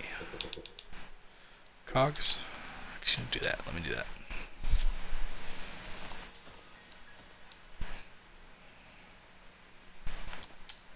Yeah, and then earlier on this stream, I set up an alternate. Instead of using water for the healing, you can also use those bigger cooking pots. You can just have the breeder sitting on the edge of the big cooking pot. So let me start at the top. Hold on. Don't look. Okay. So you can also have the monos breeding into these large pots up like this. They take damage from these things. So them dying up here will heal whatever's on this breeder. So in this case, I wanted the Kevin to be being produced, because when they die, they make iron. So this is an easy way to make an iron farm. So he drops down into this pot, produces iron. The droppers shoot out everything from the pot. So let me look in there. Alright, there's nothing in there. And then this chest collects everything. So he's dropping like eggs, fangs, leather, all kinds of dumb shit. Something else must have found here, like a skeleton. But the main thing I'm looking for is just the iron, because the iron ore is sitting in this chest, so you can use the craft connector. It's hard to see because I have so much shit on it. Let me show you guys. Okay, so if you were just doing this from the rip, like pretend this isn't on that side. Once you get the chest with the iron ore in it, take a craft connector, put it on the side of the chest. Doesn't really matter, I just like to line things up. Take your stone furnace, I like to snap it to the grid so I know it's like lined up straight. But now see how like it actually connected to the furnace? If I go into the furnace, it has a different background. This background indicates that you can now automate making an item. So in this case, because I want to make iron ingots, I have to click the button on the bottom right that I'm clicking right now. When it has the check mark next to the infinite symbol, that's what you want. Because now anytime there's iron ore in this chest, this will grab it and make ingots out of it. Now the problem you run into is that if you don't have the dropper placed onto the furnace, this will just sit at 1 forever and it won't do anything with it. You would have to come up and now hand grab it every single time you wanted a piece of iron. So instead of having you do that, just take one dropper, point it back at the chest, and place an absorber facing the dropper. And they can overlap. They can literally be like completely overlapped. It'll still work. The closer you can get droppers and absorbers together, the less likely that an item will just go flying way off. Because these droppers shoot things out with a pretty high force, so you don't want them to be like really far away. Because if you had the furnace like way over here, it would like shoot it in a really. Sometimes it would shoot it off that way. Sometimes it would kind of shoot it that way. Sometimes it would shoot it in the middle. So the closer you can get things together, the better things are going to function. Or else you're going to have to start using like the stone wall trick, or the wall trick, where if this wasn't here, that dropper could potentially shoot all those items like over the top of the chest and way off over there. So if you take a wall and like kind of intersect, see how like they all kind of just got jumbled up? The wall will act like a net and like stop whatever's being dropped, so that way the absorber can function correctly and pull things directly into the chest without items just being spit everywhere. See? Kind of how it just stops them in their tracks, and then they stop for a second, the absorber catches them, pulls them right in. It's a really neat trick. So this is like now my automated iron ingot farm, and if I wanted to take it a step further, I could attach craft connector. I don't have one. I need a workbench. I need stone. Somebody's asking about a stone farm and I need stone. Nice. Okay. Doesn't matter which side. You could have it this way or this way. Doesn't really matter. And now that there's a bunch of iron ingots in this chest, you can just go to the workbench. Come on. Go down to the cogs. Hit automate. And there you go. And then you just have to put a dropper on the workbench and point it back at the chest. I mean, you could have it pointing whatever way you want, but I just like to keep everything in the same spot. So you just put a dropper on the workbench, absorber on the chest, and you're good to go. I just don't have a dropper. Yeah, then you could literally have a fully automated cog farm. And the reason you need a bunch of them is because to open the maps. Actually, let me make a bunch. Hold on.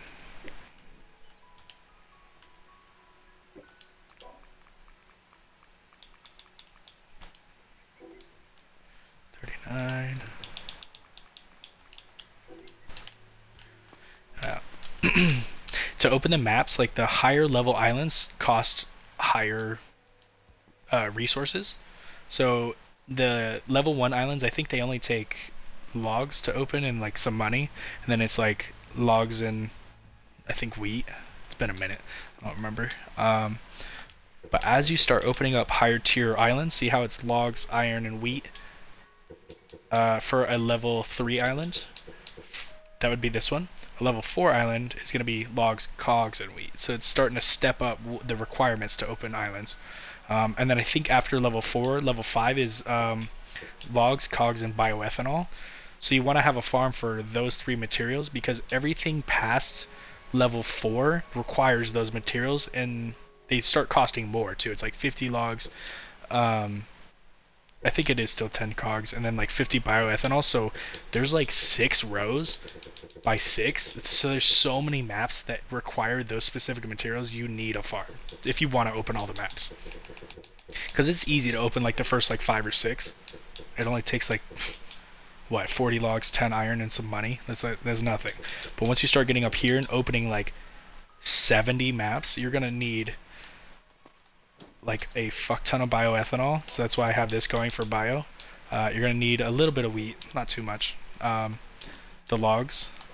So I have the log farm, and then now I have the iron farm for cogs. So that covers those three just to open maps. And then, oh, I also forgot a absorber. That's why those are all hanging out like that. Also, crouching helps a little bit when you're trying to place, because you can move a little bit. Like you're not moving as far. Like when you like immediately start running. So crouching kind of helps when you're placing. Oh shoot, kind of missed some of the chat. Sorry guys. Strong with this game, I see. Oh yeah, for sure. Can you start a different world using your character? Is it one character for one world? So your characters and the worlds are completely separate. The only reason I keep like this character's name is Terra, and then this world level or this world is called Terra's Tips, because I wanted to keep like my characters on the same world I was using. I could take this character to any other world I want. So I could go to like my first character's worlds and like grab a bunch of shit and bring it back here. So you can like transfer items between character worlds and all that stuff. Also, if like say like some of you guys had like a world of your own on multiplayer, I could just like pick up all this stuff and bring it with this character to your world, and then give it to you guys. So you could technically like trade items and shit if you wanted. And then can you start a same character in PC? Yep.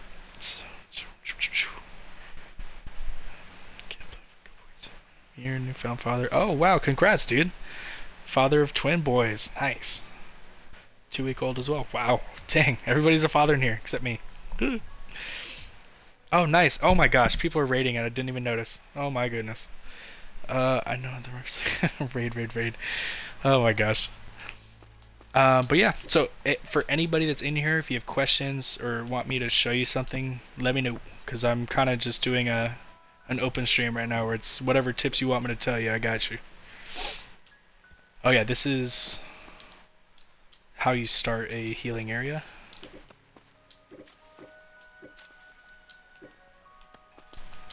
Give me that egg. Okay. Yeah, you just kind of build like a little killing square, put the breeder, put the monos on there, and then go from there. You can put like generators around the sides. You can put more breeder stations like facing away from the middle, so you can have like a breeding station. Like if you need a bunch of merchants or something like that, just have it set up like this. So as soon as they pop out, you throw your Pokeball, catch them, easy peasy. You could take away the floors. I also had a killing area before I put the floors down. It originally was my killing spot, so I could farm iron from the Kevin. But yeah, all it takes is just placing floors again, and then you have a breeding area instead of a killing area. Yeah, so that's pretty much as far as I got with this character so far. The next thing I would do is keep opening maps. So I could go ahead and get access to the level 5 island, the Hell Islands. So I could then keep advancing the age. Although I do need titanium to advance the age. I should probably get that. I'm going to do that super fast. Titanium is really easy to get. It's pretty much on every island. The lower ones. So much info. Oh yeah, you know it. Is the multiplayer fixed? Because we need a makeshift dedicated server. As far as multiplayer, when you say fixed, what do you mean? Because some of the stuff is still a little kind of on the edge. Like some of the automations don't always stay automated. But as far as like the game itself, it runs pretty well. I've seen people stream in multiplayer a few times, and they seem to like. The only problem I see them run into is like is the automation. Sometimes when they leave islands and come back, it's a little messed up, but it's easy to fix everything. Soon the automations were severely broken. Yeah, I mean most of the automations, the only thing that could quote unquote go wrong is like just the animals dying. So you just would have to replace them. Shoot. I'll just get rid of these. Don't need them. I only need 20 titanium. So I need one more rock. this character's hungry. Fuck.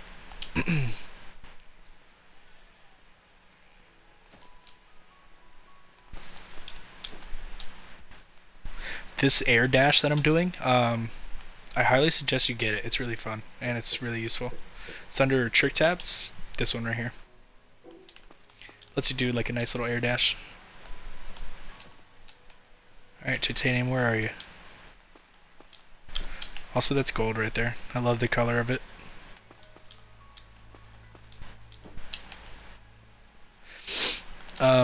So the people that exist on this island, there's two types of NPCs. The one's named Villager something, like it'll be like Villager Boy, Villager Woman, shit like that. They don't do literally anything. There's no use to them yet. I believe in the new update they're gonna add some function to them, I hope. But as for now, they have like zero function, so you don't even have to worry about them. The ones you have to talk to, or you should, are all the named NPCs. So they'll have like a specific name. Fergus the blacksmith, the merchant guy, Fisher Senpai, the warrior Torkel, researcher Faust, shit like that. When they have a real specific name like that, most of them have like an NPC fetch quest. See, Villager Man? Fuck that guy, he doesn't do shit. So the NPC fetch quests, sometimes they'll offer you an item in exchange. So like this guy, the warrior, he'll always ask for enchanted items. He'll just ask for like 20 enchanted with scorching or something. So he'll offer you an item in exchange for him giving you a couple items or something like that. So in this case, he wants 10 items with the scorch enchantment in exchange for 2 food items, the cake. So it's not really worth my time. The biggest thing that you can get from the NPCs is the blueprints. The only one that really matters from these guys is the multi-sling. It's just useful for automation and stuff, but you can only get it from the warrior, the researcher, or the fisher. And these guys, the warrior is this guy, the fisher is this guy. He's like a little man bun, and he's got a fishing pole. He'll ask for fish, obviously. And then the last guy, the researcher, he's down this way. He's over by a couple of the other NPCs. Well, I'm trying to reach at. Like the collectors weren't collecting. You can make them into weapons. Collectors weren't collecting. That might not be a multiplayer thing. Sometimes the collecting items, the absorbers are a little wonky. I don't know. But they could compound it with it being on multiplayer. So with the researcher, you have to talk to him like 6 or 7 times. You have to click the talk button a bunch before he opens his fucking chat thing. But he does talk, so you gotta keep... There we go. So he'll ask for research samples. So some like when you're out doing dungeons, you'll get things like fossils, research samples, documents, stuff like that. In the description, it'll tell you like somebody's looking for these items. It's just an NPC fetch quest thing. So he'll ask for the research samples. And then there's the merchant here. And then usually there's a blacksmith here as well, the Fergus guy, to get the slates of growth. But he has a weird tendency to suicide into the water right here. So if you can't find him, he's almost definitely in the water. If you want to prevent him from doing that, just build him a nice little wall. Just like wall off the water away from his ass, so he can't do that. And then this mostly prevents that from happening. So if like your base is nearby and you're using him as your slated growth farm, you can stop him from trying to kill himself. Now, the only weird thing with the blacksmith, you can capture him, but then as soon as you capture him and release him back out, he doesn't do his trade anymore. He just becomes a regular monster after that, so you have to like just leave him in the wild. Kind of stinks. But I have the titanium, so let's go.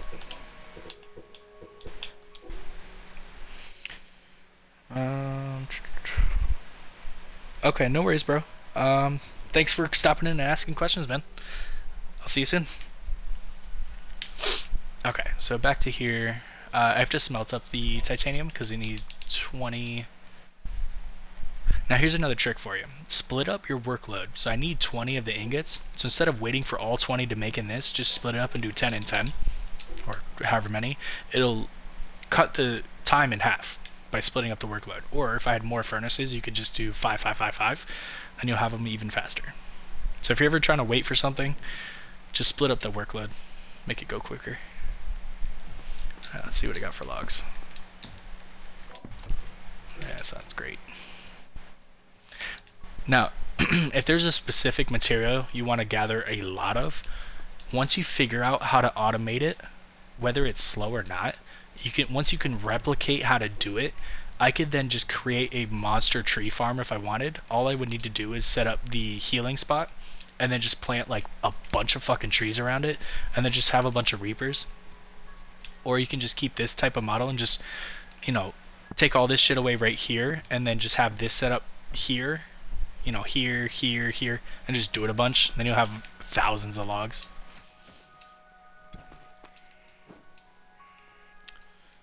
But eventually that becomes unnecessary because you won't need logs anymore. Alright, so advancing the age, this unlocks more items for you to use. Unfortunately on Xbox it doesn't show you what I'm going to unlock. On PC it shows you like everything. You can actually go through and see them and like read the details before you even unlock them, but it doesn't do that for us. So once you unlock new ages, it opens up a slew of new stuff. So like whether it's new building materials, like I just opened up glass walls now, which is amazing. I love these.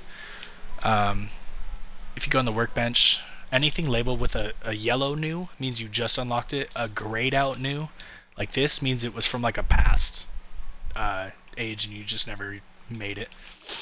So always check it out. So like, because sometimes you'll unlock new items that really help you automate some stuff. So instead of using like the craft connectors and the absorbers and droppers and stuff like that to make an automation, sometimes it's a little easier to just use an automatic furnace, because this takes the job of the stone furnace, the craft connector, the dropper, the absorber, all that shit. So like it's just much bigger, but it's also less complicated because you can literally just place it, have the iron ore going in one side, and it'll just spit out iron ingots for you on the other. You don't have to worry about making all that other stuff.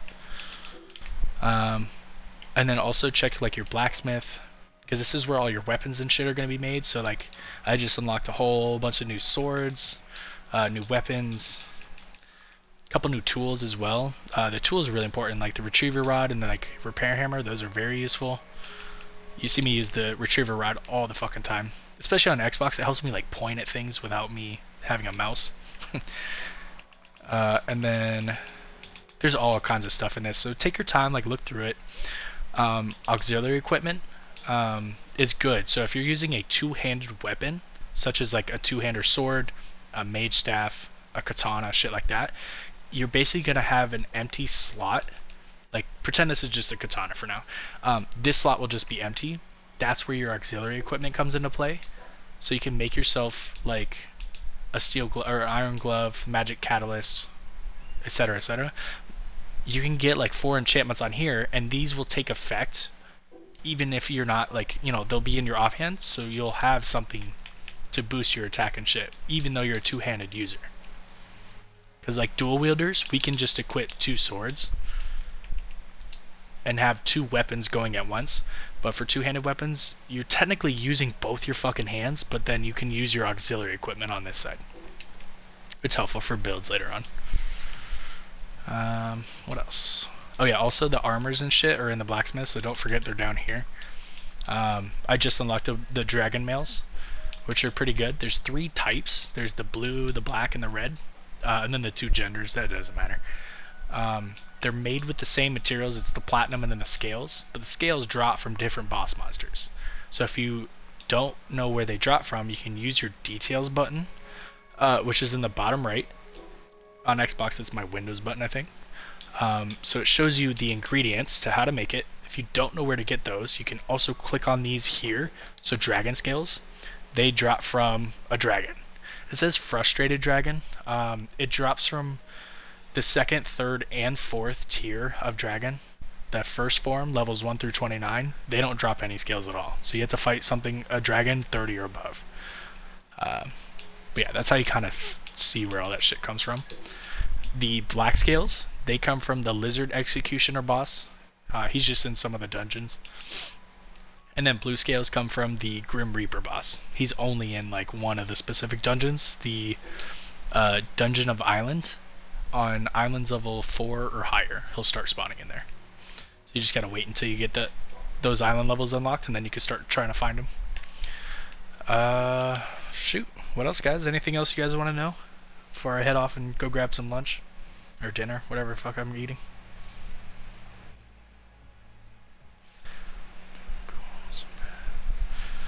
Reading through the chat again. Okay, cool.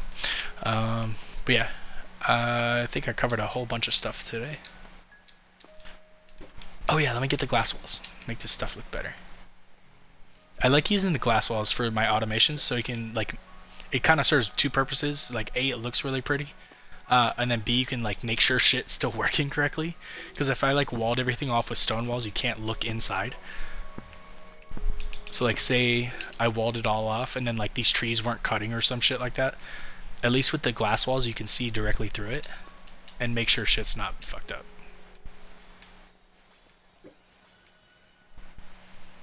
Actually I might just leave this one off. There we go. And then eventually I'm going to have something like right here. It's going to be the money farm with the jack-o'-lantern inside the livestock machine, but I don't have the island he spawns on yet, so kind of stuck. Yeah, don't have the fallen leaves island yet. So I think the next time I do a beginner tip video, I'll probably just do a bunch like how to quickly open a bunch of maps. But it's mainly just involving just setting up the automations and letting them get you a bunch of materials. Oh shit, something's going wrong over there. See how the Kevins are getting out? Ruh-roh. That's not good. Oh, another quick tip. Crouching brings your stamina back faster. And if your stamina is like, the max stamina is going down, it's because your character's hungry. So anything below 50 hunger, 50% hunger, you start losing your max stamina. So, why are you Kevins getting out?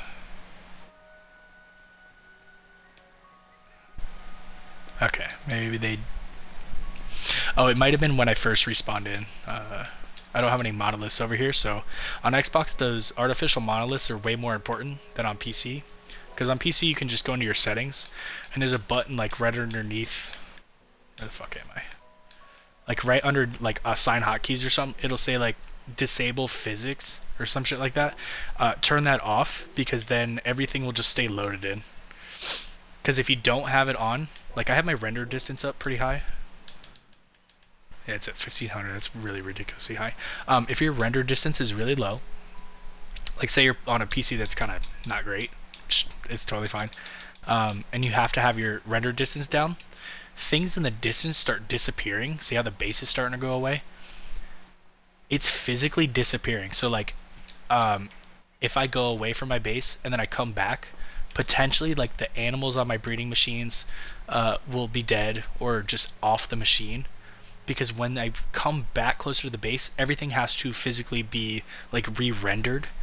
So there's a chance that they're like an inch away from where they're actually supposed to be, and then they'll be off the breeder machine or they'll just die. So on Xbox, I either have to crank up my render distance or use an item called the artificial monolith. It'll force keep a chunk loaded in. So if you played Minecraft, it's like the chunk loaders. It's literally the same thing. And they look like this. There's two sizes. This is the really small one. But this one keeps this square completely loaded in. So if I go to the other side of the island, this won't fuck anything up. And if you look on the mini-map, it's a little hard to see. But see these two little gold squares? That's like the actual, like, that's this gold square on the map. So then I have another one over here. You don't have to overlap them. You just have to have them like touching, like, you know, ass to ass kind of thing. That was a really weird way to describe that. But you don't have to have like the squares overlapping for it to work. Same concept goes for these flags, talisman flags. So if you don't, say you build your base near like fucking werewolves or aggressive spawns, stuff that always like attacks you, you can place these talisman flags. There's 3 modes. There's black, white, and blue. The black prevents aggressive spawns from respawning forever.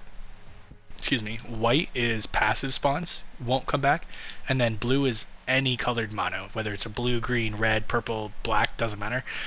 None of them will come back. So a lot of people, they end up building their base like kind of up here near the sheep and the monos, and then the monos like overrun their base because the sprinklers touch them. Sprinklers multiply monos. Don't let them hit them. It's like a gremlin factor.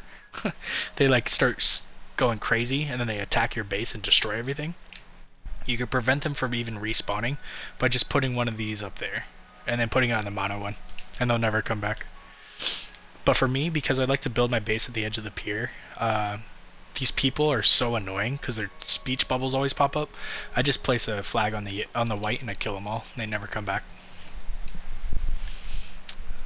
What's the best or easiest way to get the fishing boat and multi-sling blueprint? Okay. If you go to your blueprint page, the fishing boat, it says how to obtain on the far left. It drops from a specific thing. Rarely obtained from the schools of fish when you cast the net. So there's two types of fishing, and so I have to explain the whole thing just so somebody else doesn't know what we're talking about. There's two types of fishing. So there's fishing rod fishing. This is like the basic at the beginning of the game. See the little bubbles right there in the water when I jump?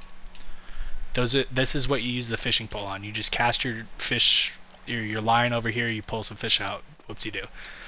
The better fishing is like net fishing. So go to your workbench, scroll down. It's right here. It's this thing. You don't even need the boat to use this. So make yourself like 2 or 3 or 4.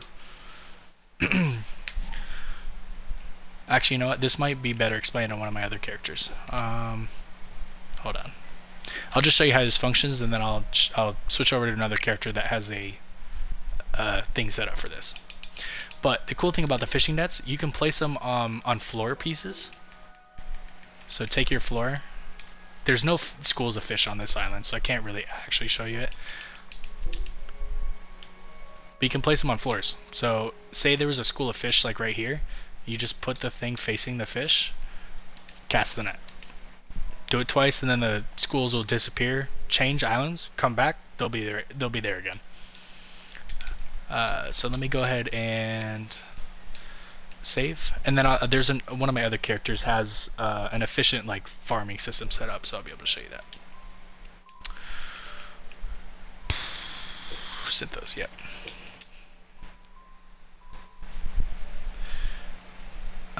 Oh, and the trick ladder. Okay, so they all tell you like where they come from. So the fishing boat and the trick ladder specifically come from the net fishing. So you have to net fish first before you can even get the fishing boat. Okay, so what you do is find 2 islands next to each other, or close on the map, doesn't really matter. But I know that there's a specific spot that the schools of fish spawn here on this island, and then also should be another fishing, and then this island. There's those 2 islands I know specific spots on. So what you do is you make 3 items: the teleportation altar, that big ass thing, that thing. Then you make yourself a couple of these things. This is called the stepping stone of beginning. If you don't know how to make them, they're in the workbench, and they're going to be right next to the this thing. But it takes heated mineral and elemental dust, I think. Yeah. But this changes the spawn location of the map. So usually you come in like way over there. Wherever this is at is where you come into. So what you do is you make yourself a couple nets, make floors, find where these schools of fish spawn on an island, and just build this kind of thing. I just build the teleportation, that thing, couple nets. The location of this will move slightly by like a few feet whenever they respawn, so I have like a long bridge looking thing. But they will always be like in this area. So as soon as I catch the fish, you gotta pick up the net, hold on, and turn it around. You have to face it towards the fish, kinda sucks. There you go. Cast the net once or twice. There you go. Whole bunch of shit pops out. Whales, random items, other fish. there's a very small percentage chance that you will get the blueprint for the fishing boat, because right where it says how to obtain, it says on the far left, rarely obtainable from schools of fish when casting a net. So this is the only way you're going to get this blueprint, is by going fishing. And then same exact thing for the trick glider, is you have to get it from the schools of fish. Now, what you want to do, after you have the first island set up like this, set up another island for fishing in the exact same way. So with the teleporting pad, this thing, a couple nets, bunch of floors, because sometimes the fish will be over here, sometimes it'll be here, sometimes it'll be like way over here a little bit. So this is why you bring a couple of fishing net casters. The retriever rod is amazing. If you don't have one, definitely make one. And then you just place the net right there. Cast it a couple times. It goes away after every 2 times. And then eventually, I promise you, you will get the blueprints. And then all you do is just go right back to the other island, and it'll reload the fishing.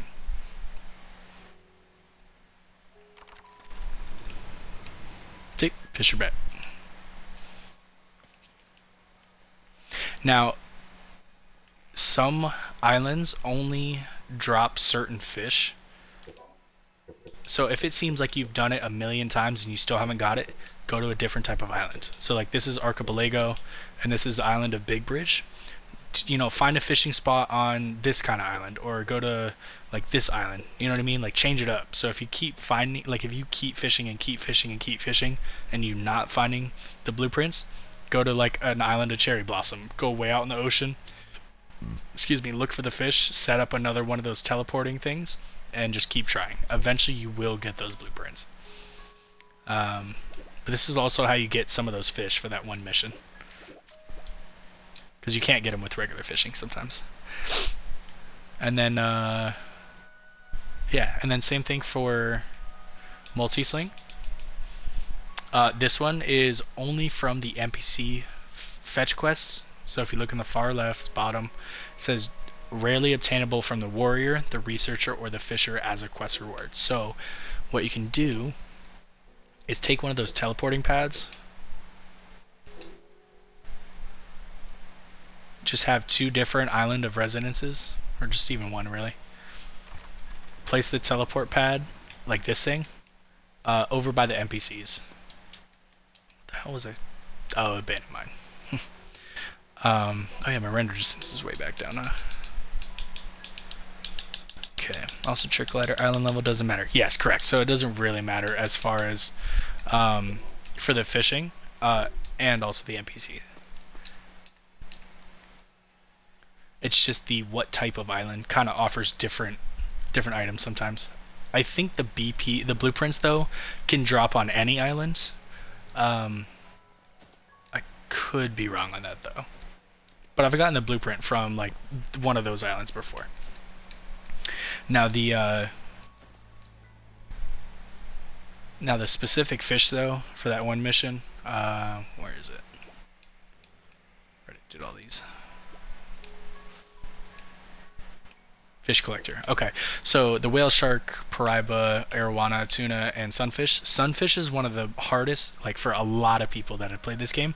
That's like one of the hardest fish to find. I think it only spawns on the in the schools of fish on the Cherry Blossom Island. That one took me a long time to figure out. But this guy, so this researcher right here, he's one of the ones that you can get the multi-sling from. So every hour, the NPC's quest, it's a fetch quest. So what I mean by that is it's a character that asks you to bring them an item in exchange for another item. That's a fetch quest. So there's 3 NPCs that will offer you the blueprint for their fetch quest. So it's the researcher, this guy. He will ask you for documents, whether it's a scratched or a flawless, doesn't matter. He'll ask for documents. And then so that's the researcher. The fisher will ask for fish. Most of the time he'll ask for like crabs or fucking bass or something like that. And then the warrior will ask for specific enchantments. So I think the fisher has the best chance to give you the blueprint though. Oh damn, he actually is offering something good. material gacha coins. Do I have any pufferfish? I don't. So another trick to doing these successfully, because like just set a timer on your phone. Like see how where's right underneath where it says, come on, pull it up, where it says 3 pufferfish. The reward item is 5 material gacha coins. This is on the far right in the top. The due date, where it says 31 minutes remaining. That means in 30 minutes he's gonna change what he asked for. So when that 30 minutes is up, I want to come back and check his new quest. And all of the NPCs that do their fetch quests are on the same clock. So this guy also has 30 minutes left on his mission. So you know that every hour, you can literally, like every real time hour, you can just come back to this island and check those 3 guys. And eventually one of them will offer you the blueprint for the multi-sling. Now, some characters have had that take like days of game time play and checking back and forth for them to finally offer it, and sometimes I get lucky and it's literally like the first time I check somebody's offering it. So you just gotta be persistent. But it's only, ooh, excuse me, I'm getting hiccups. It's only the fisher, the warrior, or that researcher guy on the other side. Now they spawn on this island in this spot every time. There's other islands that they spawn on as well. I just know specifically that they spawn here. And I just always use this island. Plus it's one of the first islands you always end up opening anyway, so it's pretty useful. Anything else I can help with, bro? Before I dip out of here? Probably got maybe like 10-15 minutes left in me. Before I get hungry. Ah, shit. These potions I'm about to use, you can buy them from merchants. They just bring you to the respawn point of an island or to your bed. So if you're on your home island, you can use this and you'll go straight to your bed, which is pretty helpful.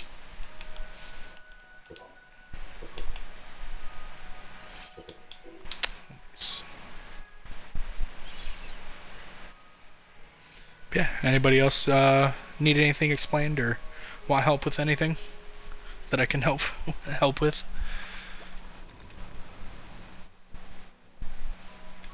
Yeah, this character is, I think my goal for this character, I was trying to beat boss rush and I just kind of lost steam. I was on like stream like 34 or something like that. I played this character for like over a month straight, like every day. Got almost everything done. I probably could do the whole boss rush. It would take like 2 or 3 hours, but I could eventually do it.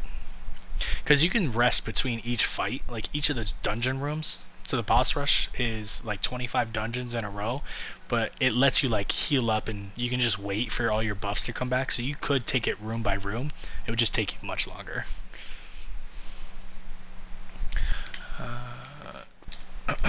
So I could potentially come back and do one last stream where I just go in and kill it and beat the boss rush. I might actually do that now that I'm thinking about it. But this is one of my favorite characters so far because like I actually did some other stuff other than just focusing on the main goal, like doing this moving aquarium. I thought this was a cool idea. And if you want to see how to do it, you just gotta go watch the stream. I'm not gonna explain it. I was gonna do it on this side too, but I just never did.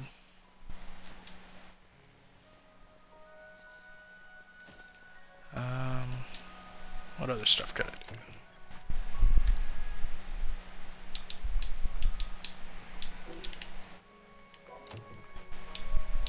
Yeah, these things. These are the artificial monoliths.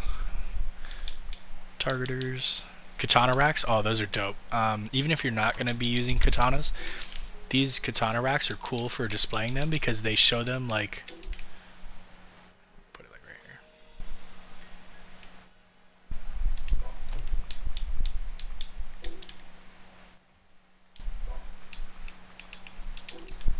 Because they like actually like have the sword out. Actually, let me make it bigger. Hold on.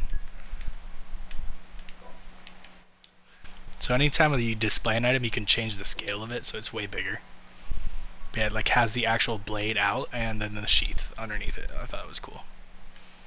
But you can like display like all weapons. Dude, the two-handed swords are like the best looking weapons in the game. I don't know why they put so much effort into those ones. But they look so fucking sick, dude. Like, this one's literally glowing. Like, well, this one also is glowing too, but this one looks so sick. Thought that sword looked dope.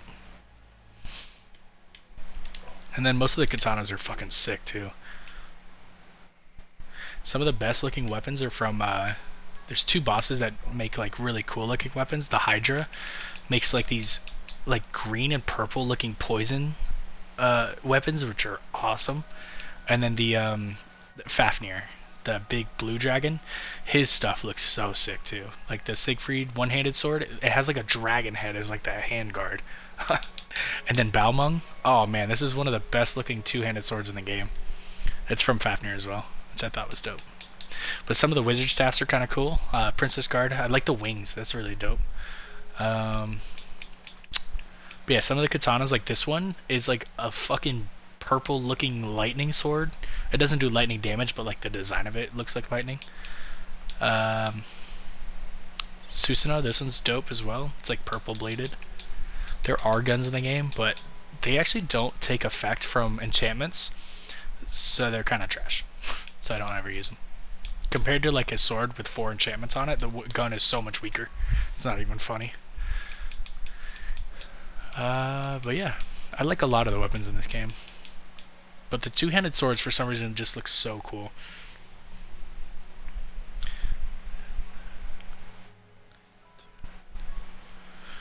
Yeah, oh yeah, exactly. Dual wielding is, especially early game. That's like the quickest way to make yourself way stronger is just dual wielding. Instead of having one decent sword, you have 2. And it opens up like the move set for dual wielding is so good. But for mage characters, I like magic because for two-handed staffs, a lot of people don't realize it, but the offhand weapon attack is a buff. It's a spell buff, and it's a really strong spell buff. So let me actually, hold on. Let me clear it so I can show you the difference. So with me just holding my equipment, hold on, auxiliary equipment. So okay, with all my equipment attached, my magic attack is at 8199. So then if I do the staff buff and my other buffs as well, my skill buffs, so life siphon, mana siphon, backwater formation, my magic goes from 8199 to 18,421. So I more than doubled my magic just by activating like 4 buffs.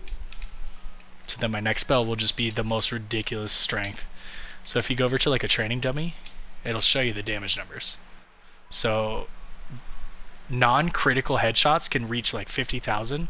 Once they're frozen, I'm doing like another 15,000 on top, and that doesn't even count in critical hits. So if I was actually landing a critical hit, it would have been like double that. So you can very easily make a super OP mage character if you just have like the right, not even a bunch of good ones, a bunch of like mid-tier enchantments will get you a lot of magic attack. Because I can replace a lot of these with much better ones. Like this one could be better. The hat could be like way better. The 2 dark rosaries, this was semi-okay. This one's trash because it only has Ruler of Indigo. Stuff like that. So this character could be like way fucking stronger, and I'm able to hit like 60,000 with criticals and shit, so it's not bad. It's your enchantments that are your true strength.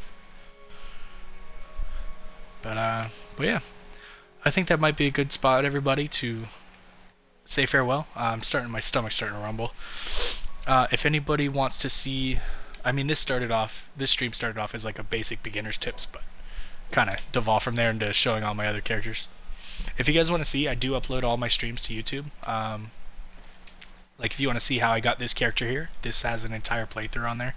I called this one the Archmage character because it's all like ice spells and lightning spells and shit like that, so I kind of thought it was fitting. I just killed some of the characters, I just killed my monsters. That was really dumb. That's okay, it was just the one fucking Kevin. Oh yeah, and then lightning ball. Damages stuff in an area over time. It's really strong. Oh, and then time lock. Those are like I would say those are like the 4 spells I use the most in fights and stuff like that. So I like this character a lot. It's pretty strong. And then he has a bunch. I think I'm close to getting all the boss monsters caught as well on this guy. Oh, shit. So you can get like the bone dragons. You can catch like Fafnir, dragons, all kinds of shit, and then you can turn them into pets and like fly on them and stuff. Well, this guy can't fly; he has no wings. But yeah, it's super cool. Anybody out there who's like thinking about playing or not sure what to do, like definitely keep pushing, like keep going, keep trying, because this game is so worth it. Like a lot of people shit on this game. They're like, it's so boring. I'm like, then you didn't play it enough. You didn't play far enough into the game because you missed all the cool shit. I feel bad because I'm like, most people miss out on all the dope stuff because they just give up too soon. I'm like, yeah, you gave up on Beginner Island. There's like 120 other islands you could have went to. All these other fun stuff to go to and do. They just skipped it. Oh well, they're lost. But thank you everybody who did join in and commented and all that good stuff. If you want, give me a follow. I try to stream at least once every other day or so. But yeah, I do still put out Craftopia content, but I'm starting to do other streams for other games. So if you want to see some other stuff, let me know. And I'll see you guys soon.